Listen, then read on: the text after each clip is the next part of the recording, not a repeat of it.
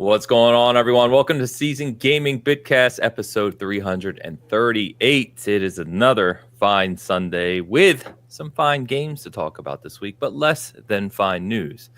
But that's okay. That's okay, because we're here. We're back. Travis is dancing. How we doing, my Thai guy friend? We're doing great. A big McClunky on Star Wars Day. May the 4th be with you all. Happy to be here. I have a Star Wars tie. It doesn't look like it's a Star Wars tie, but if you look real close, you got your stormtroopers. Stormtroopers, and we even got one little Darth. I think you've worn that one before on the show. I did, but I didn't show it to the audience. I showed it to y'all after the show, I believe, or before the show. So just so the audience knows, this is I wear a lot of incognito nerd ties, so you don't know that they're nerdy until you go, huh? Oh, you're a dork. I just imagine they're nerdy. Yeah, that's probably pretty safe bet. It's only for your business partners that really get up in your chest and start analyzing your tie. They're like, yeah, you get to know me. That's right. Got to get close. Keeping things in order, as always on this Sunday, is the lawman himself. Oh, I think social media would disagree about my ability to keep things in order, but I appreciate the kind words. I am ready to talk about some video games. Yeah. I have to laugh, Hogue, when you said that, because I don't know if you know this, and I didn't mention this to you. I was saving it for the show, that one of your opinions of Expedition 33 or one of your tweets or whatever got copy-pasted and then shared on Blue Sky and made the rounds on Blue Sky. I did not know that. Of course. I can only tell you we went wide with a couple of my thoughts. When you can always tell on social media, it's like we've left contain because people are coming in and saying things that are clearly not true. Saying things like, well, you've probably never played a JRPG before. It's like, okay. That's definitely true. Pick a different angle, guy. But yeah, it's been a week because I like to express my opinions on social media, and apparently those platforms are not for that. They are not. No. You like to express your opinions on social media? Well, you get people that come in and are like, why are you even sharing this opinion? It's like, I'm sorry, I thought this was the purpose of the platform. I mean, that's a pretty good point, though. Why are you? That's a pretty good point, dude. How dare you have that opinion? I think we should ask the people that are watching us right now. Why are you here watching me share opinions? I don't know. Maybe they're here for the hard facts, bro. They skip over the opinions. Anytime we start talking about whether we like the game, they're like, well, that is a part of it, Travis. You're making a joke, but I don't include all of the kind of touchy-feely social media, in my opinion, or as far as I'm concerned, or from my perspective type language. It's like, if I am sharing with you a subjective thought, I am working on the understanding that you can examine that thought and understand it's subjective, and then it must be my opinion because I just wrote it, and I'm not asserting it as the truth value of the universe. Yeah, I'm a big fan of that philosophy, Hogue. People they're wasting a lot of print with these, in my opinion, from my perspective. We know it's your perspective. You're the one saying it, bro. Like, yep. It's really just trim. We don't need any of that. But I can understand your editors or any other outlet's editors saying, let's cut off the knees of some of these people that are going to come in and say, how dare you assert that thing as if it's God's given truth? It's like, I'm not. I'm just a person with an opinion. And I can understand someone saying, well, we don't want all those extra comments. We don't want those thoughts. And so you should write it as if people don't understand that when you say something that seems unequivocal, that it is just your opinion on whatever subjective matter you're talking about. But hey, that's social media. And you know what? If people aren't occasionally hating me on Twitter, then why am I even there? Yeah. My opinion, you're both wrong, but there you go. Yeah, well, I can tell you my editors definitely do not enforce their, in my opinion, statements at all. They're pretty proudly like, all right, well, if they just don't get it, there's really nothing we can do. It's a review. So like, just if they're here and they don't know the difference between subjectivity and objectivity, we're already way too behind to catch them up. So we'll let the comments sort it out. And they always do. I always do. So, yeah. Wait, is your official position that the comments to an IGN review always, quote unquote, sorted out? The subjective objective thing, dude, find any review and there's somebody who doesn't understand that it's an opinion, and then a whole bunch of people who understand that it is, and they're always fighting with each other in the comments. Always. It's just every single review, dude, that is there. So see, an outsider might suggest that is not, in fact, quote unquote, sorting it out. I mean, you're a morass. letting God sort it out in a way, I guess. I don't know. Yep. I think I don't think a review goes by, Travis, of yours where someone says you need to be more objective. I mean, it's every single time. I'd be willing to bet there's at least one comment on YouTube or IGN for literally every review where somebody does not get it. That is like a core part of writing reviews for sure, or having opinions in general on the internet. So I feel your pain, and I think Hogue, really everyone is feeling your pain right now. There's a lot of. I mean, we know Hogue's opinions are unhinged. Like, well, without question. I saw as somebody who has now played Expedition 33. I think, last week's hearing his opinions are all making sense to me now. Why you were so incensed, Danes? Because I don't agree with him either. But he's allowed to have his opinions. That's okay. I appreciate that largesse. Yeah, I mean, okay, we'll make an exception this time.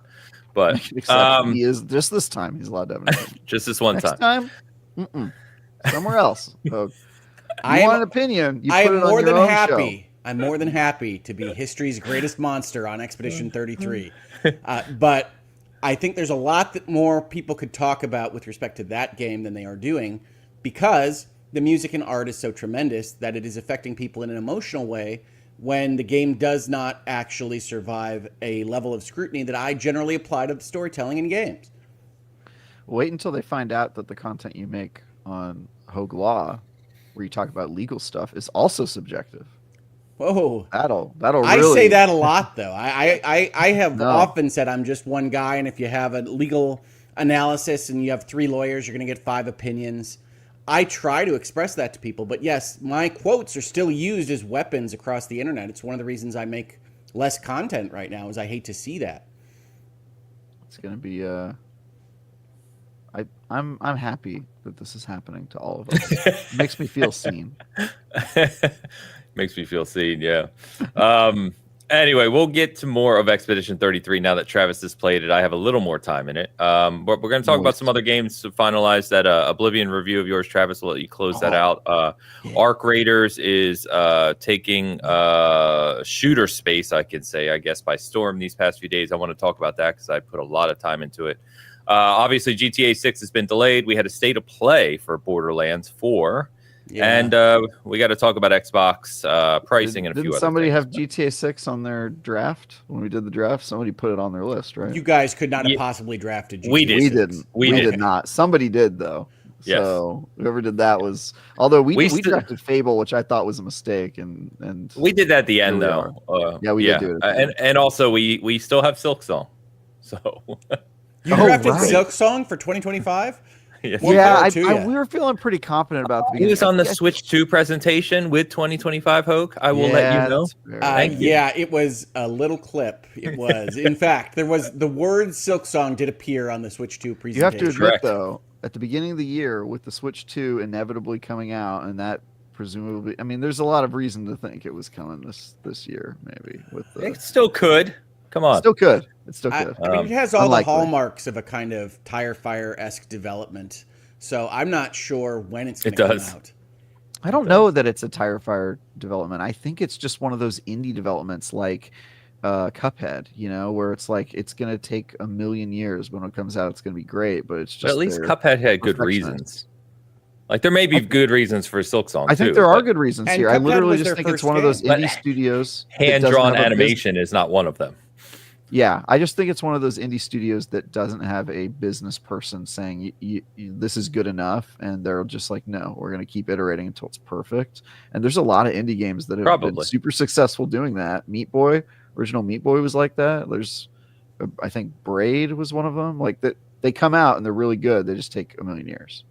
Right, and The Witness bankrupted Blow. Right. So there you go. It should have. You get these Tire Fire developments. Witness was not terrible, Lanes. I agree with Travis's... Not terrible. It's so good.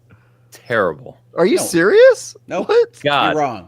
It's one of the best puzzle games ever made. It's so good. One of the most disappointing games I've ever played. Terrible. Do you like those puzzle games, though? And the funny thing is, I 100%ed it. I still hate it. That's because The Witness is a good game. It just was too expensive for what that company could make at the time. Yes, it was more than zero. We got a couple things to talk about before we get started. So I want to call out some recognition and comments from last week's show. Shout out to Vintage Willow, gave us a $10 super chat post show saying replay crew this week and next week. Thanks for the entertainment. Thank you, Willow, as always. Appreciate you. Zabarino shouts out Hogue and says, "Oh my God, thank you, Hogue, for mentioning Wadget Eyes game. That Old Skies. That one totally slipped through the cracks for me. So appreciate it. It was a big week. Yeah, Old Skies had the problematic release date that week, but it's a great game. Highly recommend it if you like adventure games. Seems like a real gem. Haven't beaten it yet. But if you like time travel, if you like Wadget Eye, if you like adventure games like Gabriel Knight and that kind of branch of adventure games from back in the 90s, I highly recommend it. Cool. Snap-on Schmitty, good friend of mine from the car community, says finally got a chance to catch up with this week's show. I'm a little disappointed this week as there were no Paddington references. Well, let's fix that right now. Sorry, let's get that little bear in here. We love Paddington. He is hanging out in the background. He's always with us. He's always with us. Paddington is always with you, gamers. But anyway, thank you for the commentary. And of course, there were a lot of comments about the Expedition 33 discussion. Some people saying, yes, I can see the Souls influence. Some people saying Hogue is absolutely insane, and everything in between. So that's where that landed last week. I wasn't going to pull all those out. The Souls influences are obvious. And Ains is crazy to reject the notion that it was influenced by Souls in its entirety. I think that you saying this has Souls level design is probably one of the most unhinged things you've ever said. And that's a high bar, my friend. That is a high bar. Man. The Souls-like comparisons after I've played it, I'm like, I don't. Just because enemies respawn? Is that literally It's not just because enemies respawn. It's because the nature of the game is environmental traversal with respawning enemies. And so it becomes this not Final Fantasy game. It becomes a dungeons only or oops, all dungeons kind of progression. Isn't that like Persona? Persona's like that. No, it's not. Persona has towns and things that you do outside of the dungeon runs. And Expedition 33 is just dungeon levels until the end. And I like that you're calling them dungeon levels because those dungeons are in a Japanese role-playing game that are very similar to the game you're talking about. That's much more similar than, say, a Souls-like. Feel like it's a good comparison.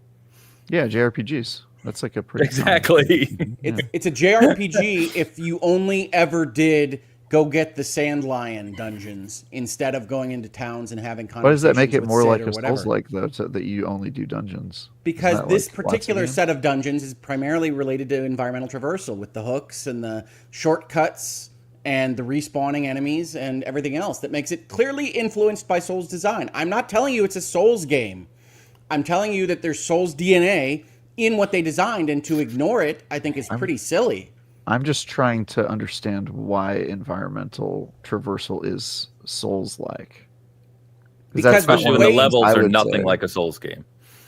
Because the way they designed this game is Souls-like. The environments are Souls in artistic nature. The enemies respawn, and you're going to get the same kind of loop feeling of a Souls game in this game. That's fine, by the way. At no point did I ever express this as a negative. I just said that it's silly to ignore that there's Souls DNA in Expedition 33. Yeah, I don't agree. And I played a lot of Souls likes. You don't have to agree. That's what I said. I'm not demanding you guys agree. I just think you're wrong. There's not a single From game that has this type of level design. I didn't say anything about From. They make all the Souls games. They do not. The Souls game has left the From environment. Fair, but if you're saying a Souls game, meaning Dark Souls or meaning Demon the genre, no, not Dark or Demon. Okay, so it's a genre now. It is a genre. As it has been for a long time, Ains. It is a genre. Okay. I just don't know if he's. I think maybe he's attributing a part of the Souls genre, environmental running around. Yes, is more common, and I would say it's common in lots of like action games. Correct. So and JRPGs. Yes. Anyway, there you go. Well, what's not common in action games is to strip the entire healing system down to the primary 1 or 2 or 3 heals, and have the rest mechanic at campfires, flags, be what restores enemies in the environment. The healing is spells. Of the turn-based combat. Yeah, it's like. Yeah, core healing is spells and your abilities, just because like any RPG. Because it creates the same gameplay loop as a Souls or other kind of Souls-like experience. Going back to the bonfire and rehealing, if that is the only thing that needs to happen for it to be Souls-like, then I will give you that one. But aside from that, I just think there's too much divergence. And if you keep I stripping. called this, if I compared this to a Souls-like on an IGN review, I would get shit on in the comments, like absolutely destroyed. I'm not saying it's We already Souls-like. compared I'm saying it things to has Souls-like. Souls influences within it that are obvious. Yeah, I don't think so. All right. Regardless, moving on, because we haven't gotten the Tide's picks yet. So, Tide this week. I don't know if the influence here, Tide, was Souls or something else, but it looks like we went to the 80s this week. Is this like Vice City? What are we doing? I'm pretty sure Travis's picture is actually my Trapper Keeper cover from when I was in elementary school. So it does look like an artist from the 80s. Like he definitely looks like he's making 80s music. Yeah. Yeah. Wow, Ains, you look so young. He does. That is a weird picture of me. That's like a real picture where I'm 20 years younger. And that's what you looked like when you're 20 years younger? Look at that starry-eyed dreamer. Yeah, pretty much. That's before the life was sapped out of me. Yeah. When you had hair, was it always that short as well? I've shaved my head since I was a teenager.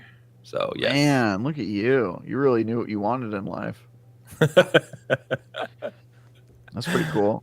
I look cool in this one, but you can tell underneath my glasses, my eyes are messed up. I feel like part of my eyeball's poking out on the right side. You guys feel like that? I like that your glasses have 3D depth, like they're going into space. Yeah, that's what I'm saying. I think underneath the glasses, my eyes are like teeth, like the guy from Sandman. I think that's what's going on under there. I think I eat people's faces, which is cool. Probably true. Also what I did in the 80s, so that makes sense. Ade says that you look like the cover of Artist Escape. Yeah, I kind of look like I'm about to play a musical instrument really well, and then you find out I'm blind at the end. You definitely have a synthesizer just below the waterline there. Yeah, for sure. No doubt. I'm in a band, and we all play synth.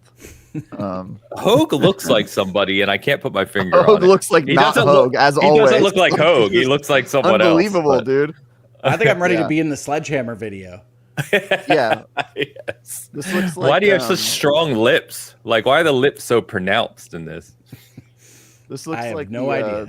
The photo of you that like the FBI used to like find out that you were a drug trafficker. You know, like they have this on your wall somewhere. Like, we don't know who this guy is, but he keeps getting product through. Find him. Oh my God, cool, it's good stuff. It's good stuff, Tide, as always. Thank you very much. Appreciate you. All right. Let's see here. Lore Dump, boys. So I was going to ask you and we're putting a timer on this one because I know how you guys can be. It is May the 4th, Star Wars Day. So I figured two Star Wars fanatics here with me, right? What's like your first memory? What originally got you into Star Wars? Oh, that's a great question. Oh, go. Because I'm a fan, but I'm not anywhere near like you guys, you know. So when I was in you high are a school, fan though. You like Star Wars? I do like Star Wars. Yeah. When I was in high school, my science teacher would have bonus questions for his tests, and all these bonus questions wound up being Star Wars trivia, like what's the name of the level that the detention center is on, and that kind of stuff. And what year was this? I didn't know Star Wars.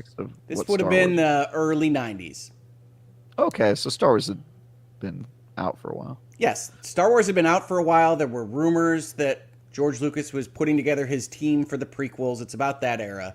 But I had seen them, I believe, but I had not connected that like Empire Strikes Back and Return of the Jedi were in the same universe as the original Star Wars. I don't know why, it just didn't click in my head. Whoa. But when you gave young Hogue the ability to get more points on a test in high school, he was going to go figure out how. And so I saw these trivia questions and I started to learn Star Wars lore, which then led into reading things like Heir to the Empire and Truce at Bakura and the other extended universe Star Wars books that were out at that time. That became a love of Star Wars that led into the prequels. And at the same time, somewhere around this you're having like Dark Forces and the X-Wing and TIE Fighter games come out on DOS, and I was playing through those as well. So those are my first kind of bits with Star Wars. Nice. That's great. My That's Star cool. Wars origin story was that I grew up very, very poor in the projects in Oakland, and the only like media my grandma had was like a very small VHS collection, and one of them was the 3 Star Wars movies, which were Everyone owned that. It's actually a scientific which fact. were the non-special edition versions. And so I ran those things ragged, dude, with our rewind machine. You guys remember the VHS rewind machine? You put it in a separate I wasn't that fancy. We just used the rewind button. Oh yeah, I mean we used that too, but we had one of those. I can't remember how she got it, but there was one in a separate room. I used to run over there and be like every time. I remember thinking I wouldn't like Star Wars because I saw that VHS cover, and it's the classic one with like Luke raising his lightsaber up to the sky, and I remember thinking I wouldn't like it because it has like Conan the Barbarian vibes, which was a bit I didn't like. It absolutely did. Well, I liked Conan the Barbarian, so so I think that kind of escaped even me putting it into the VHS for a number of years because I didn't think it would be something that I liked. Yeah, so I put that thing in, and watched it so many times. It was basically like I was really into escapism, anything I could do to get out of the house and go to libraries or watch stuff. And I was, really into reading Tolkien, and Star Wars was one of those things where it was just like I would watch those movies like crazy. I would, write stories and run RPGs when that became a thing when I was a little older. But I probably watched those movies for the first time when I was like 4, and Han Solo like raised me effectively. Like I spent more time with the Star Wars crew than anyone meaningful in my family. So, yeah, dude, it's in my DNA, and I've just kept up with it since. Cool. So. Yeah.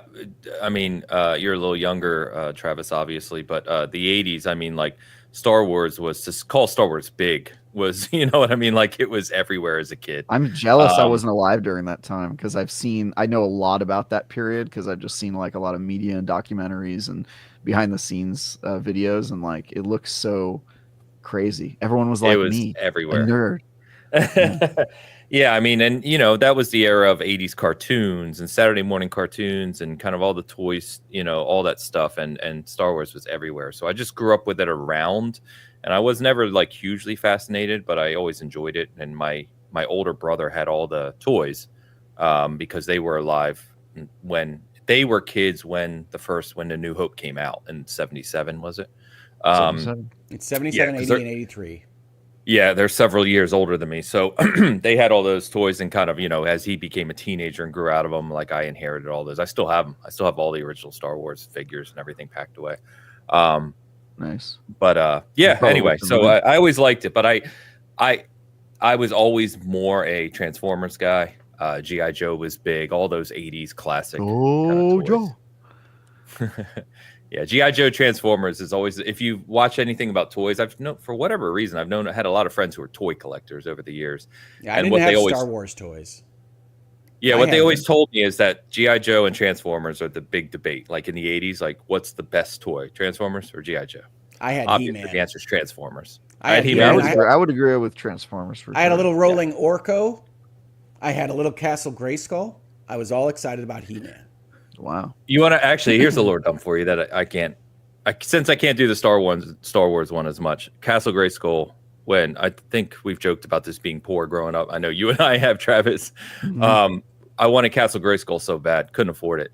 My mom cut out a cardboard box and drew on it to make it look like the skull, and I would just play with He-Man. That's a nice act. My mom is awesome, no doubt. Cool. What was I going to say? Damn it, there was one other thing. Mask, you remember Mask? Remember that, Hogue? Big capital letters. Yes, correct. Yeah, there were a lot of good toys in the 80s, man. Good stuff. And a lot of cartoons to sell you those They toys. all were filled with asbestos, but other than that, very good. All right. We got some good chats about Star Wars too. A few people saying they saw New Hope in 77 in the theater.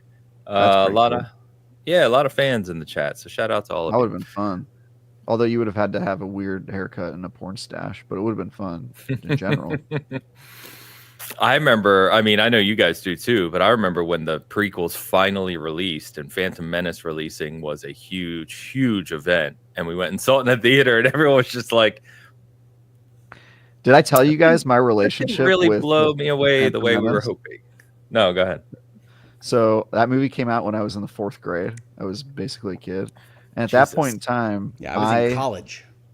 That's cool. I mean, look, you guys are older than me. I was in grade school. I was a 4th grader when that movie came out. And at that point in time, I had only ever seen things that I liked. Everything's cool when you're that young. Oh my God, that's so cool. Transformers. Oh my God, that's so cool. And I was like that.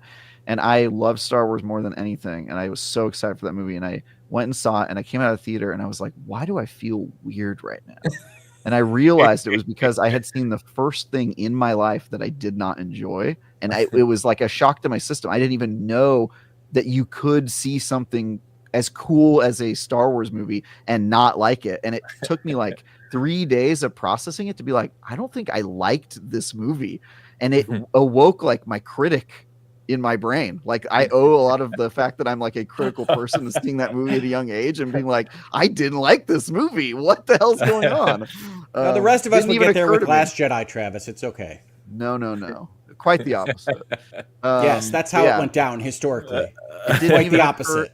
It didn't even occur to me that you could not like something that was recreational until that movie, which was great. Super chat. Did you ever guys? I can't speak this morning. Did That's you guys ever see that Goofy comedy, Fanboys? Yes. So if you don't know the premise, it's a movie from the 2000s, I think, but it takes place in the mid 90s when the prequels are getting ready to release, and basically these Star Wars fanatics break into Lucas's ranch, and the whole plot is to break in and steal Phantom Menace so they can watch it before anyone else, right? So the only reason I bring it up is it has a great line right at the end of the movie. As the movie's closing out, they get the film, they're sitting down with their friends to start to watch it, and the movie closes with the line, and they look at each other and laugh and go, what happens if it isn't any good? But obviously it released after or something like that, but it it's years after Phantom Menace. They knew that it was going to be, they knew it was bad already. I like Phantom Menace. I'll stand up for Phantom Menace. I won't stand up for Last Jedi. You'll stand up for Phantom Menace? I will stand up for Phantom Jedi Menace. debates Here's today. my question on you, Phantom Menace, if you like that movie. Who is the protagonist in that movie? Senator Palpatine. I just like that Phantom Menace. It's like Critical Flaws. It has no main character. Like if you try to pin down one person's main character, you're immediately like, oh, that doesn't work. It has no protagonist. That's like its critical flaw in that movie. You're just like, there's no one to attach to. You're not following anybody's story. It's just like a random sequence of events. I haven't watched that movie The Phantom Menace is about Senator Palpatine. As are most a guy who's in the movie for like 4 minutes on screen. Yep. I think he's probably like 10 minutes, but yeah. I don't think that works. I don't think that cuts the mustard, sir. But yeah, that's a pretty bad movie. I rewatched the prequels because of Revenge. Phantom Menace is not a pretty bad movie, especially against the rest of the Star Wars movies. Oh, no, it's pretty bad. I would say it's second worst. Obviously, Attack of the Clones is the worst Star Wars movie. But... You say obviously. I would take Attack of the Clones. If you had to Clockwork Orange me and put me in a room, I would take Attack of the Clones 24/7 before Last Jedi 24/7. That's because you turned to the Empire long ago. You lost all sense of self or wonder. See, and that's okay. All right, we had a timer. Remember, Star Wars. We had a timer. Moving on, we got to get our early super chats here, which are no longer early, but we're going to get to them anyway. Let's get caught up here. Googleman. Googleman81, €10 super chat. Tim Sweeney did a 4.5 hour Lex Friedman podcast and looking at the current top sellers in games.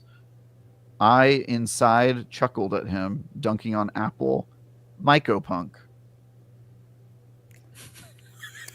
A lot of that went over my head. Me too. I got very little in this one. Google, good job. Tim Sweeney has a very emotional relationship with Apple. He does. And Googleman chuckled at him using this time on the Lex Friedman podcast to dunk on Apple, as he does in basically every interaction he has in the outside world. I don't think I even know who Lex Friedman is. It's not ringing a bell. Very famous podcaster. About what? He's a little bit more famous than us about anything. Oh, he's just just a big podcast. He's an everything. Yeah, when you're really famous, you don't have to choose a type. category. Yeah, that's fair. All right. Is he as ridiculously, is he like aligned in some sort of political spectrum or just kind of topics? I honestly don't His name's watch Lex, him. so I'm going to guess he's a billionaire. I think he leans like conservative, but I don't listen to him. Maybe chat would be able to answer that question. Okay. All right. It's okay. I was just kind of curious. What's Mycopunk? I think it's my co-punk. Like Googleman would also knock Apple. He is Googleman after all. That makes sense. Okay. All right. I love how we've all just we've adopted Googleman as the pronunciation. I love that I got that done. Like we all just accept it's Googleman. Wait. Mycopunk's actually a game. Hold on. Oh, interesting. Mycopunk is a game. It's on. It's a nice Steam. guess though, Hogue. Oh, it's from Devolver Digital. It actually looks pretty cool. It's Mycopunks. Wait, I'm looking at it. It's Mycopunk. The logo has an S, and then the Steam listing doesn't. Well, then I'm going to assume that it's a cyberpunk or other punk type game that is you protagonizing a mitochondria. No, it looks like a shooter. It looks almost. It's got like a cell shaded look, almost a little bit. Not cell shaded, but kind of in that vein. It looks. This actually looks kind of cool. Anyone know? There's a demo on Steam for it. I may have to try this. Give it a shot.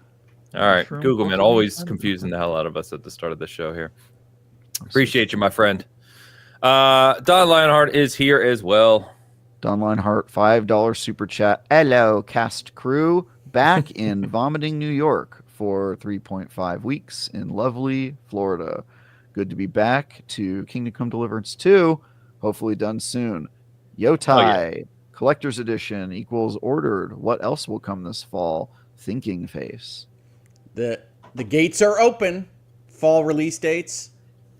They are. I think Borderlands is the one we know the furthest out in terms of AAA. I think anyway. Well, Yotai is now. Yotai's October. Well, Yotai is now. Yes, that's fair. I know Bloober's game Chronos is October, I think, and Supermassive's next horror movie game is in October as well. Because I just looked that up. Directive 8020. But yeah. All right. Let's see. A lot of people. I anticipate the release of a Call of Duty project. How dare you? Yeah, there is no historical, precedent, relevance there. Precedent, probably the best word. Yeah. So you're making that up, Hope. All right. Let's get Alejandro Segovia. Alejandro Segovia, $4.99 super chat. Radical lawyer, don't be unhinged. Challenge level equals impossible. Expedition 33 is the second coming. A profound gaming art apotheosis. 11 out of 10. Winking kissy face. I like that Alex doesn't trust us to realize he's being at least a bit sarcastic here, so he goes over the top of the top. No. Yeah, and he actually said he's joking. Bukele, you missed one. C-caught this man. C-caught him. Oh, man. Yeah, this actually came up on our Discord, Hogue, because of what I told you that someone shared one of your opinions on Blue Sky, which then got shared, which was kind of funny. So, Alex, thank you as always, my friend. Lucius is here. I didn't know my thoughts had broke containment so much to leave the platform. They have, because I was scrolling through, and I swear, like, for whatever reason, my timeline is just raving about Expedition. And then there was a screenshot of your tweet and someone saying, I don't know what they said. I got to be honest, I don't remember what they said. But I'm sure it was, this guy has really thought this through, and I like the cut of his jib. Yeah, it wasn't that. Oh, Hogue. Oh, Hogue, you sweet summer child.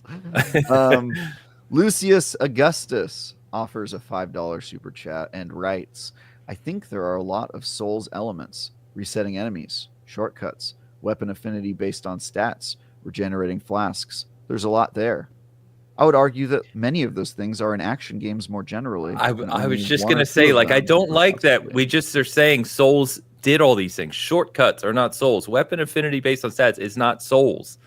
Resetting enemies, I said like saying this lettuce last week. is not a sandwich, but it is a component of one. Dragon Quest 11 has respawning enemies. They respawn endlessly all the time. You walk around them just like you do. That's not the same mechanic. I think it would be like saying lettuce originated from sandwiches. If you have lettuce between two pieces of bread, you can say it's sandwich inspired. What about salads? Lettuce is also in salads. Isn't it also salad inspired and therefore irrelevant? You guys want to say that everything everywhere has already been in games. That's fine. But these things all together create not everything rhythm. Everywhere, right? Like, I think the best way to explain why I disagree with your assertion is if you point at all the things Souls-likes have that this game doesn't.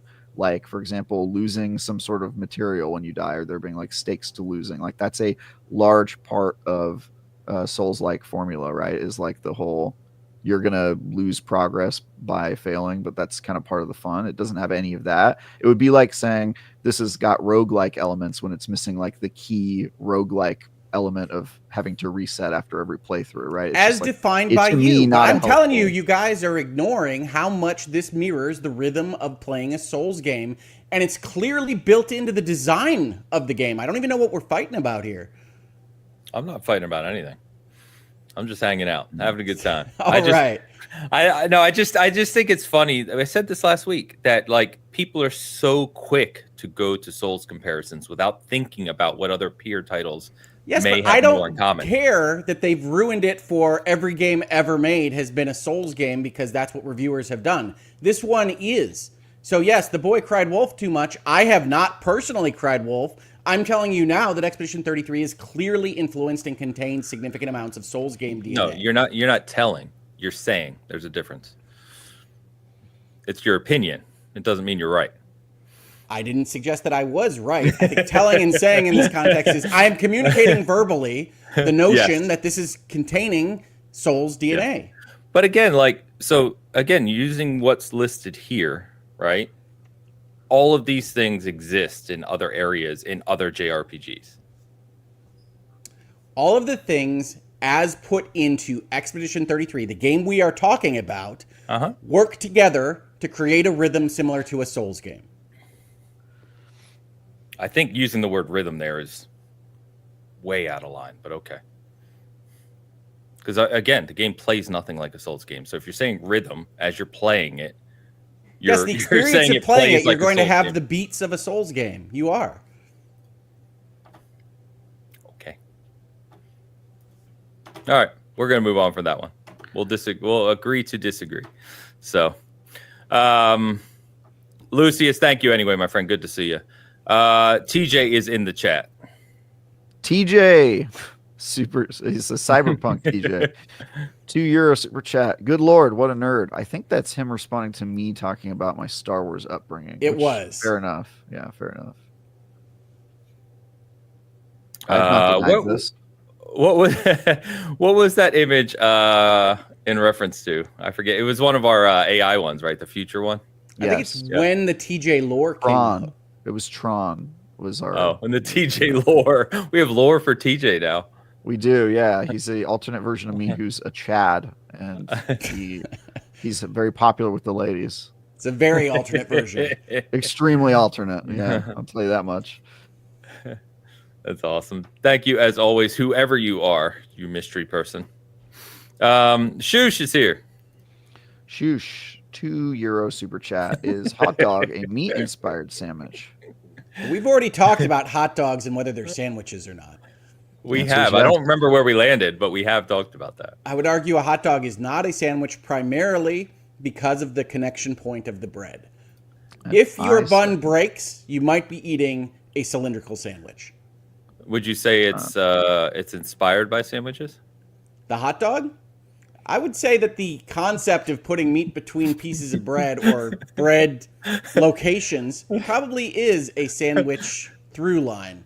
The hot dog might have sandwich DNA, yes. Do you think the developers of the hot dog were inspired by sandwiches? I don't know that we have anything in our historical understanding to suggest that we have a large development of hot dogs. But I think sandwiches are a spectrum, and hot dogs exist on that spectrum as a sandwich. But to describe it simply as a sandwich would be a little unhelpful, please non-specific. point to me where I ever said Expedition 33 was a Souls game. Pretty sure you said that. No. I was just talking about sandwiches. Yes. Yeah, Yeah, I'm just talking about hot dogs. That's yeah. all. A Pop-Tart is a sandwich in my book. It exists on a very specific part of the spectrum, but it's there. I'm glad that you have a hot dog spectrum. I like to think that it's Oh, yeah, on of your course. wall just off camera. Of course, yeah. Here, I'll show you the. Let me just. He's referencing the chart. What would you do if it was like a giant mural right over there? Oh god, Douche, thank you, man. I don't know if that would reduce or improve my credibility on the show. Like, guys, I thought. Oh my god. All right, let's talk about. Calzone is definitely a sandwich, yeah, of course. Let's talk about some games. Why don't we? I guess. I want to close this one out just on Oblivion. So I haven't played it anymore, but last week when we spoke, Travis, you were talking about kind of putting more time, finishing the review, finishing Shivering Isles and all that stuff. So where did you land on this thing in finality? Let's look at my playtime. I've played 159 hours and 40 minutes of this game. That's way too much. Yeah, it is a lot for how much I played it. Yeah, it's I'm done with it. I beat all this content. I've done all the things in the game. Rose to the top of each guild and beat the story and the expansion. I've done it. I've done it all. My review is also done. I'm now just working on some guides, which is why I have so much playtime. Like I did a guide on. Oh, by the way, this video isn't out yet, but I'm so excited for it to be out because I think it is my most unhinged video I've ever made for IGN. And I'm very excited for it, but it's a guide on when and where to do all of the Daedric quests, which is kind of confusing in this game if you don't know where they are, like me, by memory.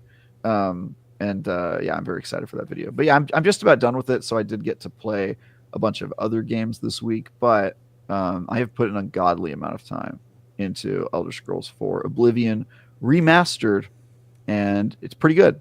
I gave it an 8 out of 10. The reason for that being it is a pretty good remaster. It accomplishes the very difficult feat of making Oblivion feel like you remember it being, which if you actually play the OG Oblivion, does not play how you remember it playing.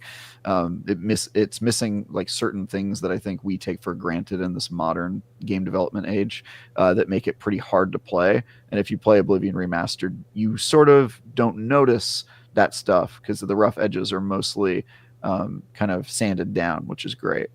However, it is still Oblivion, and it still has some like core old school game design that is a little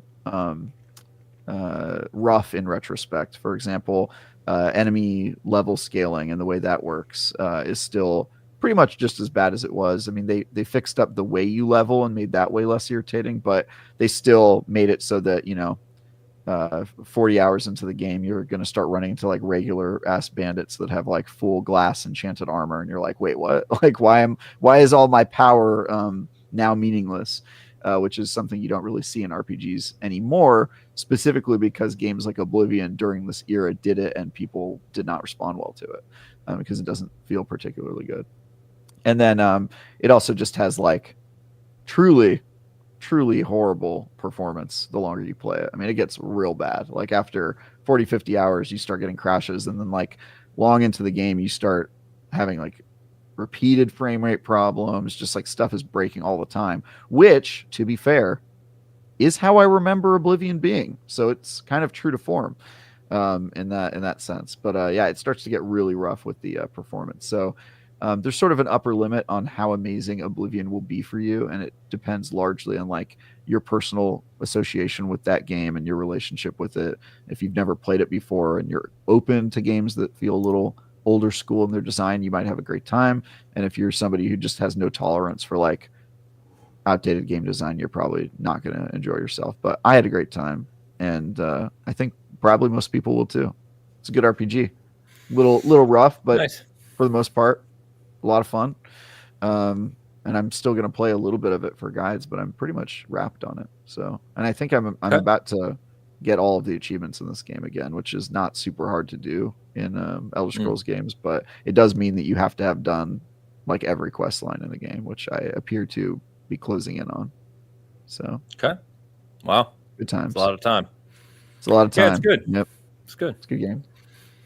Yeah, I liked it. I'm sorry to hear that it breaks apart as you. Yeah, it really does. It really does, man. I actually don't even really remember. I've played so much of this game. I've now played more of the game where it was buggy. I kind of have already forgotten how well it performed at the beginning, because I do remember the first like couple dozen hours. I was like, "Wow, this game runs great." And now that statement seems like laughable. Having played more of it, I'm like, "There's no way that I thought that at one point that it ran well, because it just so doesn't." Gotcha. Yeah. Well, I know there was conversation last week or week before around like Oblivion Shadow dropping the same week as Expedition 33 launching in Game Pass and chatter and all that, but it seems like Expedition 33 has done just fine. And it was Oblivion, by the way. It's not a zero-sum game really with RPGs, it seems. Yeah. And I know it was either the publisher or someone related to Expedition 33 came out and said it not only didn't hurt us, it may have helped us. Yeah, I mean, I think there was a lot of noise when the Shadow Drop happened about maybe that Kepler or Sandfall should be upset about Microsoft doing this to them. And one of the things I'd said is, well, you can't write in to your Game Pass contract that you're not allowed to release anything, even in our genre. So that was never going to fly. But you can have bad feelings towards Microsoft because they decided to do it now.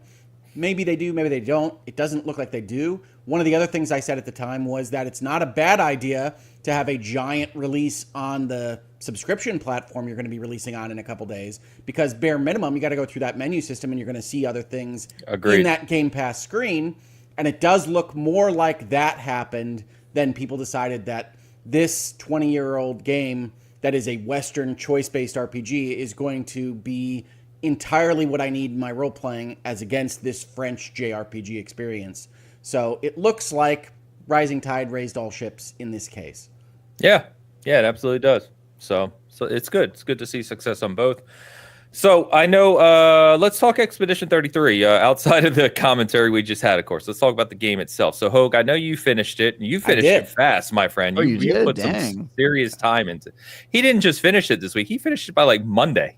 Oh, yeah. I finished it shortly after the show last week. That is proof alone that it doesn't have Souls-like DNA, because you beat it. Got him! All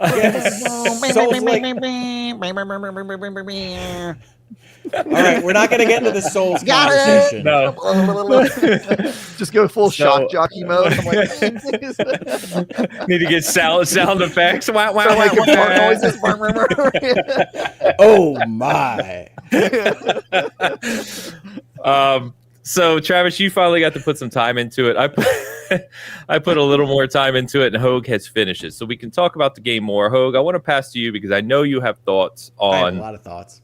Yeah, so contain yourself, my friend. But thoughts on the game as a whole. I like Expedition 33 a lot, and I've talked about it in this space, but part of your reaction to games, certainly part of my reaction to games, is based on expectation. And I had said I thought I was putting too much on Expedition 33 before it launched. I'd watched all the character trailers. I had followed all the marketing. This was one of the things I was most excited about this year.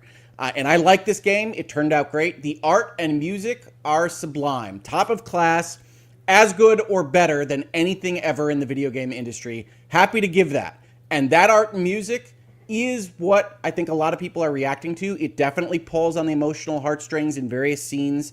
But the plot of the game, the story of the game, has a couple of things that we're not going to spoil here on the Bitcast for you all that are interested in this game. That I don't like as story conceits that take away from my enjoyment of the overall structure of the game, and ultimately left me with a story by the time the credits rolled that I thought was pretty much less than. And this is the first effort of a game company. I don't think it's terribly offensive to say, you know what, the art and music are the best I've ever seen. Keep killing it there, but maybe you guys can think about the writing a little bit more. But that apparently is God's greatest offense to the fan base right now. So of course it is. It's a JRPG. Welcome. That's out there. I think it's a very emotionally effective game. I think the social media conversation about it being the most profound thing that's ever been said in art and whatnot, everything else that's going on around there is way overblown for this game. That's one of the reasons you saw Alex's super chat be what it was, as he's trying to emulate or make fun of some of the thought process that is out there. He also knows that I disagree with this because we had been chatting separately as he finished the game this week. And so I think it's useful to continue to critique things in a game, even if I think it's a good game, even if I think it does a lot of things stupendously well. Others disagree with me on that. Fair enough. Fair enough. I'm so I don't know where you are, Travis. I'm deep into Act 2. So I have thoughts on where the story is going and some of the beats so far, and I've enjoyed it.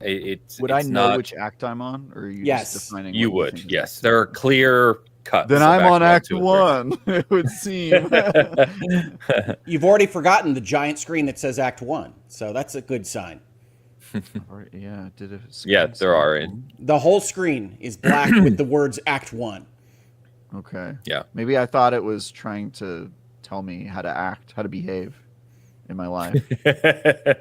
But I'm enjoying it. I don't think I'm interested in the story and the characters. I really like the characters in the sense of like this kind of gang of misfits or whatever you want to call them, which is pretty typical in a game like this. But I can't speak intelligently about the full story arc just yet because I'm obviously not there. So I'm still enjoying my time with it. I feel like typical when I play these games, like with SK, I'm just exploring all over the place. I'm going to all the little beaches and fighting all the extra hard bosses to see if I can beat them. So I'm moving a little slower than others as I play, which is typical for me.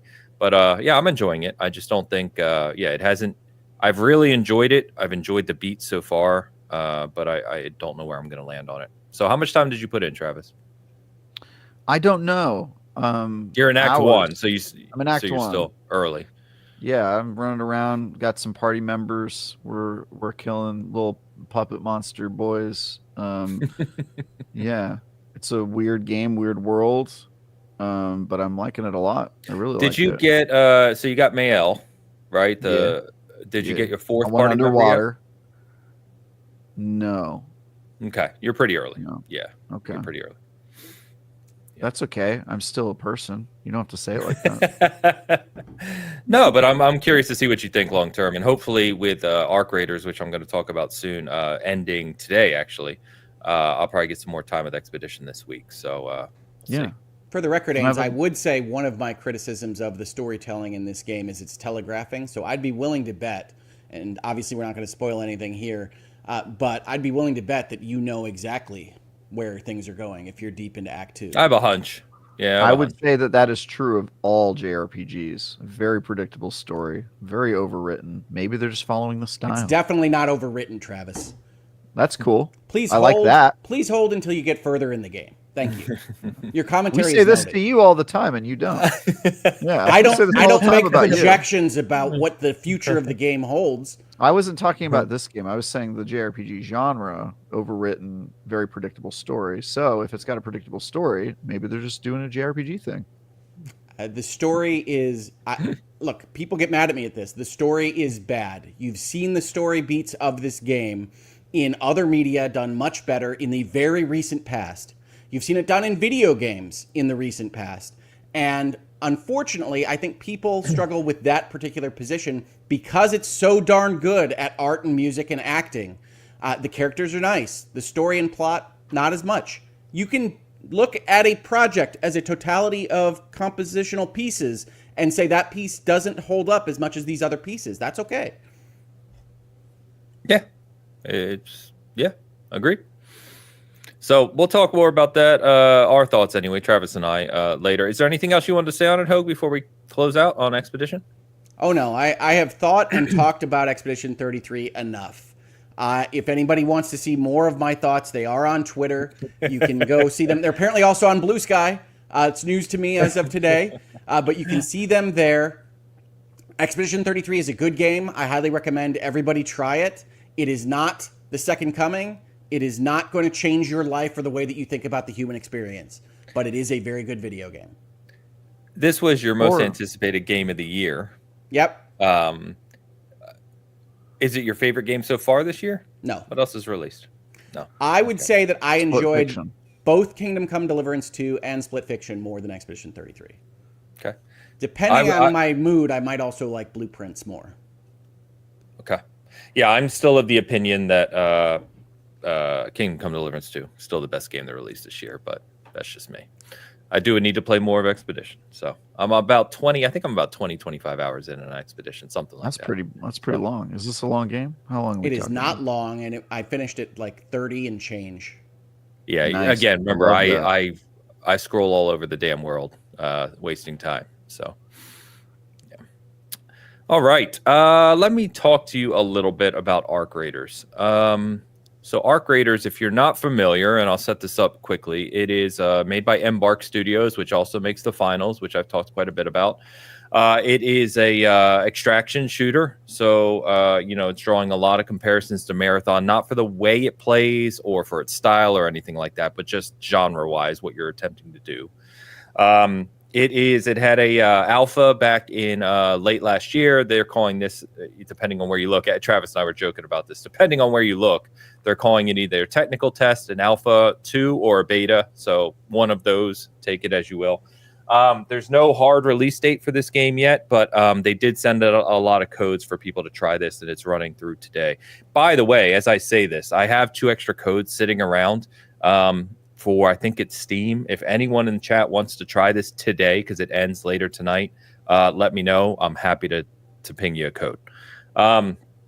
Anyway, so the premise here is it's in the future. Robots have basically destroyed most of humanity. Again, as they tend to do, damn robots. And so you're kind of living underground, and it's kind of got almost like a Mad Max-ish type feel. There's a city underground where people live. They go out to the surface to try and, get things to continue civilization, right? Creating guns and weapons and other stuff. And when you go out, you basically go up to the surface, you do your run, you try to get loot and other stuff, and then you try to extract back out. Very similar premise to what Travis and I talked about with Marathon. So you have its PvPvE. In the case of this, the bots, so let me say a couple things. First, this is a third-person shooter. If you can imagine PUBG polished for 2025 on a modern engine and running well, while you have meta progression and loot and skill points and stuff that carries long-term match after match. PvE. Yeah, that's kind of what this is. So right now in the alpha, there are 3 maps you can play. Once you get far enough, they unlock as you go. There are 3 maps, and this game has taken kind of streaming, and some of the very popular competitive shooter guys like Shroud and those guys have been streaming this and really kind of raving about it. So it's kind of gained a pretty big audience very quickly over the last few days. So I jumped in on either Wednesday or Thursday, and I will tell you, outside of maybe an hour or 2 of Expedition yesterday, this is all I have played over the past 4 or 5 days. I think I have like 15 hours, 16, maybe 18 hours in this already. Just playing late into the night. And this game has that just one more run feel nailed. There's something about, it's really hard to kind of pinpoint what makes this game so much more intriguing to me than Marathon. And this is kind of they're not super similar in art aesthetic, gameplay, etc. But because they're both extraction shooters that are coming out, there's obviously comparisons to draw there. And they're both having like tests right now, or runs tests right now, right? And I think what makes this game, I've tried to kind of sit back and think what makes this game so much more interesting to me and others than Marathon. And I think there's a couple things. One, it feels a lot more fully fleshed out in terms of a game world. So Marathon, when you go into it, it's just a couple menus, and you have these vendors. It's very cryptic. And when you go into the world, the art direction is what it is, but it feels very streamlined. Arc Raiders feels a lot more dense. So it's got like this home base. You go to different vendors to talk about things and create things. You have a full like workshop and crafting table set up to make weapons and upgrade weapons and make shields and all this stuff. You get there's a leveling system with points. You have skill tree that help with like your agility and your climbing and your looting and all these different things in the world. It just feels much more fully fleshed out. So that's one piece. I think the piece that I find the most interesting, though, is the actual playing in the game itself. So when you get into the game world, the maps feel very dense. There's more sight lines. There's more verticality. There's more options of engagement, both with the bots that are very intelligent, by the way. They've programmed these bots amazingly well. And they will hunt you down and really go after you. And two, the PvP element is much more engaging. It feels very strategic, feels very deep, and it feels very team-based. So you can go in solo, of course, or go in with squads of 2 or 3. And it's got some sort of formula that's really, really clicking. It's just very well designed. It's very well polished already, runs very smooth, and it's very addicting. I can't really say much more about it than that, but me and several of the guys I play with have just been playing this game nonstop, which I can't say for Marathon. So it is what it is. There's no release date. This ends today. We'll see what Embark does after this. But it has really gained an audience really quickly. And I think if they really flesh this game out and we see what the full product is, extra maps, long-term loot, the big kind of long-term progression, I think they really may have a hit on their hands here, it's exciting. So sorry, that was a few minutes, but no, I think it's great. I think there's very few people that have actually played both, so I'm very interested in this conversation. Travis, I've also played both. Yeah. Yeah. Talk to me, Travis. What do you think? Yeah, so I agree with a lot of caveat how much you've played Arc Raiders. Like 6 hours. I talked to you Friday and you hadn't played it. Yeah, there's been 3 days since then. No, there's been a day since then. So what are you talking about? Caveat me. It's Sunday morning. You just Friday morning. Yeah. All right. So I've had the game for 2 days, and I've played like 6 hours of it. So I'm watching you, which is about as much as I played of Marathon, by the way. So,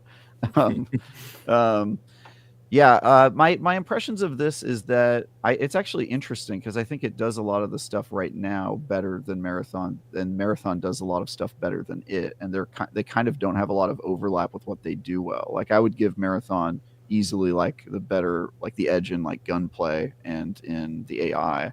I don't think the AI and I don't think the AI in Arc Raiders is particularly AI is good. so much more superior in Arc Raiders by a mile. I actually don't think that's true. And I would obviously give them the edge, Arc Raiders the edge in like progression and all of the world stuff that you talked about, and also it just feels more polished. But then again, this is their second technical test. It is a beta build of the game. And the technical test that they sent out said that it was a, quote, opportunity for them to evaluate the player experience across a number of areas with special attention to updates and improvements we've made since our last tech test 6 months ago. So it seems like this is like progression. They mentioned that in like the onboarding email when you sign up for it. So whereas Marathon is in an alpha state that wasn't even supposed to be shown to the general public originally. It was an NDA'd like early alpha, right? So it'll be interesting. My guess would be Arc Raiders probably comes out first, right? Like they don't have a release date yet, but my guess would be that they release it at this point, especially since it's catching fire, and then they build on it as they go. If this continues in the same vein with like the streamers and the kind of zeitgeist presence that they have, if I'm the business guy, I try to land it right on top of Marathon. I would say they should probably beat them to market if they could. Right? I don't think you need to. I think if the comparison helps you, then the comparison helps you. I would land it the same week. Right. We were talking last night about... Sorry, Travis. I would just say if I were the people making the game, I wouldn't know how Marathon... Like, if you're a game developer, you know that the alpha that was supposed to be under NDA is not going to be representative of the final product. So stuff like progression and the things that Arc Raiders is, like, clearly more developed on, I wouldn't count on that being the case when the game comes out. Like, if Marathon has the progression it has in the alpha when the full game comes out, it's going to fail as a game. But they would be very stupid to do that, and I don't think there's any expectation that that's how it's going to be.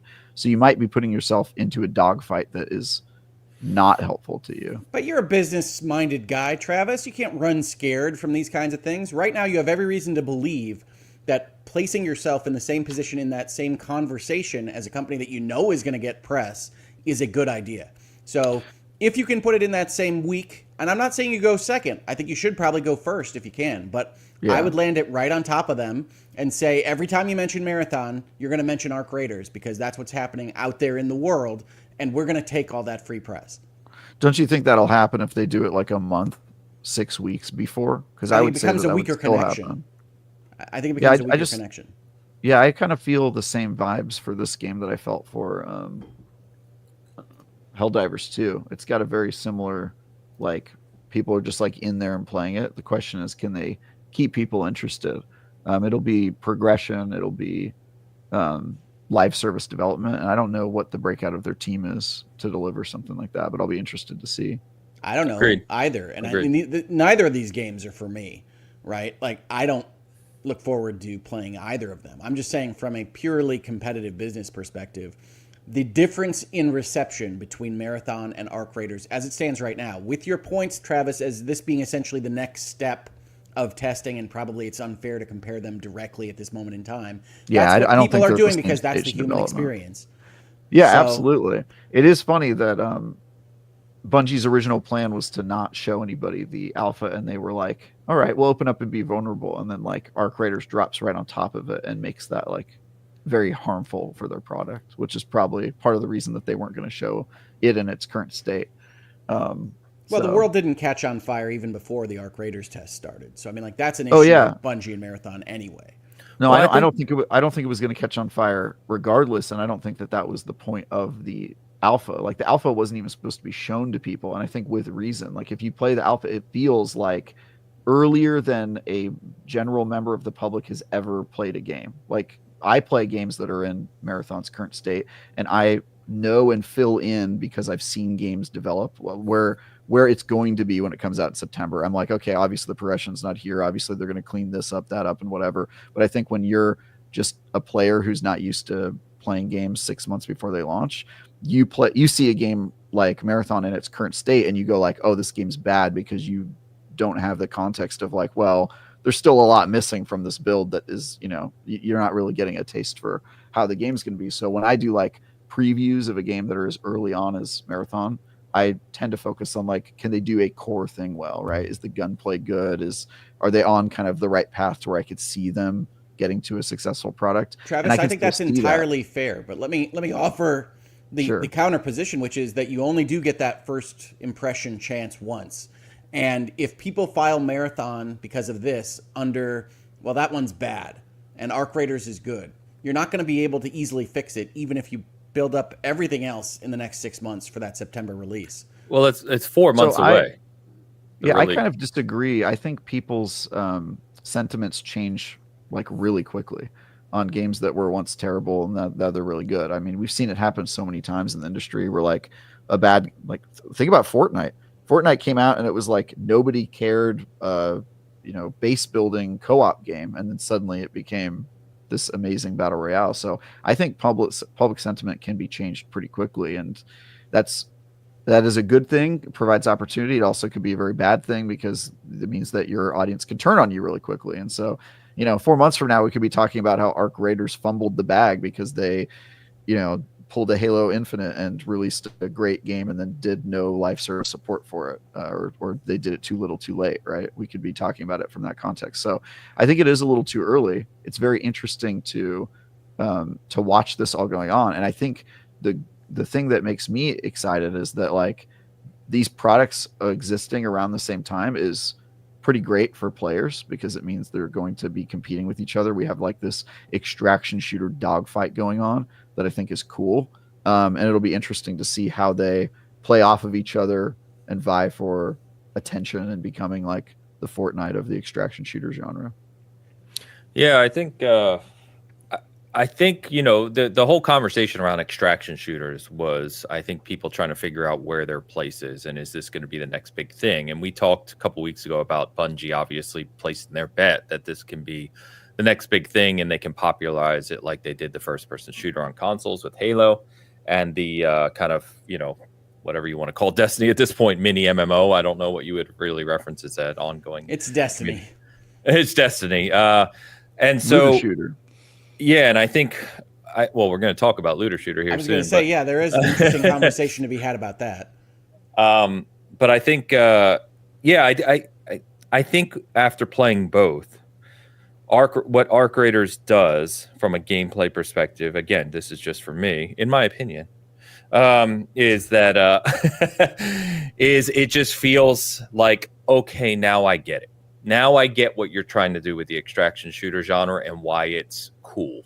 Whereas Marathon, I spoke highly of Marathon when we played it because I do like the gunplay, I do like the elements, I like the moments we had as a team.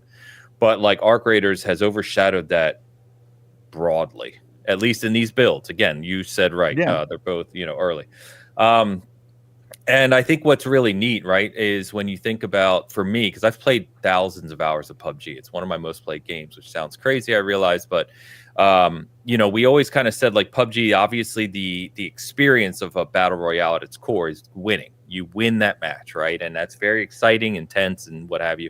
And then it's over. And I think what's really cool of what Arc Raiders has shown is getting in, getting your loot, having those crazy battles, and then extracting successfully gives you that kind of serotonin hit or whatever, that moment, right? But then you're carrying that forward, and you're continuing to build, and you have objectives, and you have missions, and you have things you can do in the world. And I think it does that extremely well. So it really surprised me. We don't have to stay on it any longer, but I'm very curious to see where this releases, to your guys' point. Marathon is 4 months away. It's not a long way off. And so I very Arc curious. Raiders is like 2 months away, just based on where it's at with its build. It also depends on like team size and how quickly they're building it out. But it feels like this has most of what Arc Raiders is going to be at like a base level. And Marathon feels like the opposite. Kind of. It feels, yeah. I don't know where it's going to release. We were talking about that last night, and I was saying I could see like August, to your point. I think that may be a good release date for them, but I don't know. Again, Embark was not a huge studio, and they've been excellent with finals. I've talked about that, right? Their cadence of updates and deliveries and finals is really impressive. So I don't know how well they're staffed to support both these games. Well, they're about to get more staff, would be my guess. Yeah, exactly. They have to, right? Yeah. So yeah, we're gonna have to see post launch. But again, if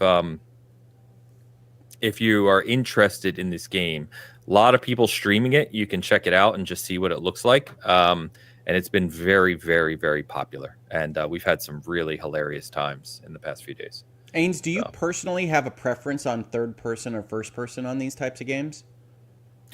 No. I think what I really vibe with Arc Raiders is it feels like PUBG. And, PUBG very is much so. Still even it's janky. Yeah, it just feels like that. And the reason I say it feels like that, it's very tactical. So, like, it requires a lot more precision, and it requires a lot more thought in how you're doing things, because you're not some super soldier. You're not some robot. Your movement, your angles, like checking your corners, swapping your shoulders, using cover, being strategic about grenades, like all that kind of stuff is very in depth in PUBG. That's what makes it so deep, and what I like about it. Arc Raiders replicates that pretty well, whereas Marathon feels much more like a straight competitive first-person shooter, like we talked about. So very different aesthetics. I like them both because I'm a competitive guy. Like I see what each is going for, and I'm like, all right, I have to outplay people this way in this game, this way in this game. I like them both. Here's a question: could both of these games be successful?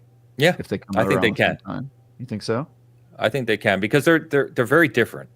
That said, the one thing that concerns me is like what we've seen in this genre, and we've talked about this with live service games, is you're generally going to invest in one, right? So if you play battle royales, you're not playing Fortnite, Apex, PUBG all at the same time. You're playing one of them, the one you like best, because you have battle passes, you have cosmetics, you have all these other things. And if they're going to be long-term games, which both of these are going for, you're probably going to invest in one of them. Just my thought. Yeah, my guess is that only one of these games is going to be successful, and I'd put my money on Arc Raiders right now, obviously. But it is also farther along, and it's kind of hard to tell where Marathon's going to end up. But the thing is, this developer that's making Arc Raiders, they released the finals for free, and my guess would be Arc Raiders is going to be free, and they're going to do that model. And we know someone was just asking that, and Void said it's supposed to be $40, but I don't think that's right. I think if you look it up, Embark says that they describe Arc Raiders as a free-to-play title. I think it's going to be free, and we know Marathon isn't, and so that makes me very nervous for that. As for somebody in the comments who's saying that I should take my opinion with a grain of salt because I'm inherently biased towards Bungie, if you've ever heard me talk about Bungie or Destiny, you would know quite the opposite is true. I, in fact, am possibly the person who is a Bungie person who is the most pessimistic. I mean, you've always been a Destiny stan making excuses for them. Come sure, on. Yeah, that's me, 100%. No, if you've heard me talk about this, I don't say this on stream because there's probably developers who watch this, but like if you hear me talk about it before, I'm like not super optimistic about Bungie's chances with Marathon, and I've expressed that where it's can. But again, you don't want to say how a game is going to turn out when you're previewing it, when it's in an early alpha build and you know that there's a lot you're missing. Like I talked to the developers at Bungie, so I know the stuff that is and isn't in the alpha build. And I think the things that are going to really turn people onto Marathon are things that they haven't seen yet, like the 4th map that is going to have apparently like secrets and stuff. And there's layers to Marathon that I think appeal to a very different player than Arc Raiders, and Arc Raiders feels to me a lot more casual. That said, if you were to ask me straight up, Travis, you think Marathon's going to be like this huge game? I'd be like, I don't think so. Yeah, because you can hop on and hop off that game in a way I think you kind of can't with Marathon, right? Yeah, like you can hop in and do like one match and then hop out, and like you can do that 15-20 minute pocket of game, right? And Marathon feels like a lot heavier than that. Especially when you think about like the full version where you're like coordinating with teams on like, well, we have to do this match and then go to this match to like complete this quest thread. If you know what I'm talking about. Marathon. I do know what you're talking about. I think Arc has some of that. Yeah, but I think it's less involved, and I think that's. But to be clear, that is not a criticism. Like I think that's a net positive for Arc Raiders that like you can hop in and play it. That is super important to if these games succeed. And Marathon, you kind of have to go in with like, all right, well, I'm going to need a couple hours, and we're going to have to like work as a team to specifically accomplish this list of tasks. I think it's I think that's probably a problem for Marathon. Okay, so from a quick scan of the news items here, it was originally supposed to be a free-to-play game. That's what Embark focuses on. But as of Gamescom opening night live last year in August, they said that it would be a $40 launch. Great. Hogue, thank you. I'll be Void. Apologies for getting that wrong. So it is $40. $40. Well, I mean, that news is as of last August, but it doesn't appear to have changed since then. Wow. Cool. Okay. Well, in that case, I guess we do have a horse race. Honestly, I think if Arc Raiders was free, we could just almost call it right now. Well, the interesting thing too is the way again we're talking extensively on this here, but it has the way the tech test is set up. There's 3 different battle passes. They're cheap, right? But you pick based on like the cosmetic look of different structures, and then you can work down them. So they give you enough points in the tech test to just play around with it, of course. But it's going to be interesting how if it's going to be a paid game, right? What comes in that versus what's monetized. So yeah, we'll see. I think monetization is going to play a pretty big part in this, maybe even as much as like if the game is good. Yeah, so we'll see. It's not perfect. I have feedback for the team and kind of complaints about things, of course, but it has been very, very interesting. It took me by surprise. Like I was looking forward to it. I didn't think I'd like it this much, and I think that's true for a lot of people right now. That's good. It's really, it's cool. All right. So we got. Let me get these couple super chats, and we'll get some Hogue's notes and Tie Guy Tales. Tie Guy Tales. Taozochi has been a member for 29 months. Sup, chat. Sup, Bitcasters. Sorry, Ains got to do it. Tamales, empanadas, Pop-Tarts, tacos, hot dogs, gorditas, or all sandwiches. Fight. Well, no fight for me, sir. Hard agree. Sandwiches are a vibe. A lot of people try to put sandwiches in a specific box. I say, no, those are all carriers of protein, yes. But because of that connection point that we talked about with respect to the hot dog bun, they are not sandwiches. Sandwiches require discrete sides of the protein delivery mechanism. I will stand on that ground. So you think it has to deliver protein. So in that case, would you say that an ice cream sandwich is not a sandwich? Pop-Tarts do not have protein, by the way. Yeah, well, yeah, of course they don't. But I disagree with Hoag's definition foundationally. What I'm trying to get at is clearly he is a structural purist. He believes that in order for it to be sandwiched, it has to be structured a certain way. Is he also an ingredient purist? Is my question. Do you think an ice cream sandwich is a sandwich? It's in the name, sir. Unfortunately, marketing does not determine the true reality of our world. So very well. I'm going to go with ice cream sandwich is not a traditional sandwich. No. A traditional sandwich. So now we have a little caveat word I noticed you added. You appended, sir. Let's talk about traditional sandwich versus is it a sandwich? Is my question. I'm not Welcome to talking with a lawyer, by the way. Yeah. Yes. I'm just gonna say they're all inspired by sandwiches and leave it there. Interesting. Yeah. Expedition 33 of sandwiches. Yeah, no, I'm going to go ahead and say they're all sandwiches. People try to put it in boxes, but you know what? We're all just out here trying to hold a meal in our hands. And that's really what it comes down to. Yeah, they're all tasty. Let's leave it there. Yeah. All right. Gaming with Passion. Gaming with Passion offers some Polish money, 10 of them. FYI, the director of Expedition 33 is a Sekiro speedrunner. I know we talk about it every week, but the Poles, they're using Zloty. We've talked about this every week. Yeah. I called it. I got it right. I nailed it. You said Polish something or other, I believe. Yeah, you did not say. You said, yeah, I don't know what you said, but Polish it wasn't money. Zloty. That counts. That counts. I got it right. That was an accurate statement. I said Polish money, 10 of them. That counts. By the way, if he's a Sekiro speedrunner, that guy games, because that's no joke. I have every achievement in Sekiro, so game recognizes game. What up? You and achievements. Well, it's like in that game, that's actually difficult because I think you have to play through the game on like New Game Plus 7. Like I ran that game so much, I might be able to speedrun it myself, or at least I could at one point for sure. It's a good game. Okay. It is a good game. Yes. Yeah. Thank you, Gaming with Passion. Appreciate that. Where were we here? So, guys, hit me with any other games before we just get to the other bigger news topics like Borderlands and GTA. Oh, the nudes. We're not doing nudes. No. Why not?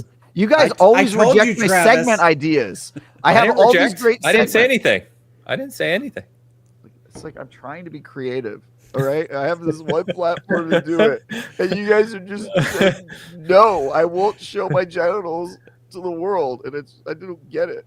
Oh my gosh! Nobody wants that, Travis. Nobody wants that. Fine. Yes. So Hoag's Notes is mostly going to be a reflection of last week because the 100 line is just a really long game.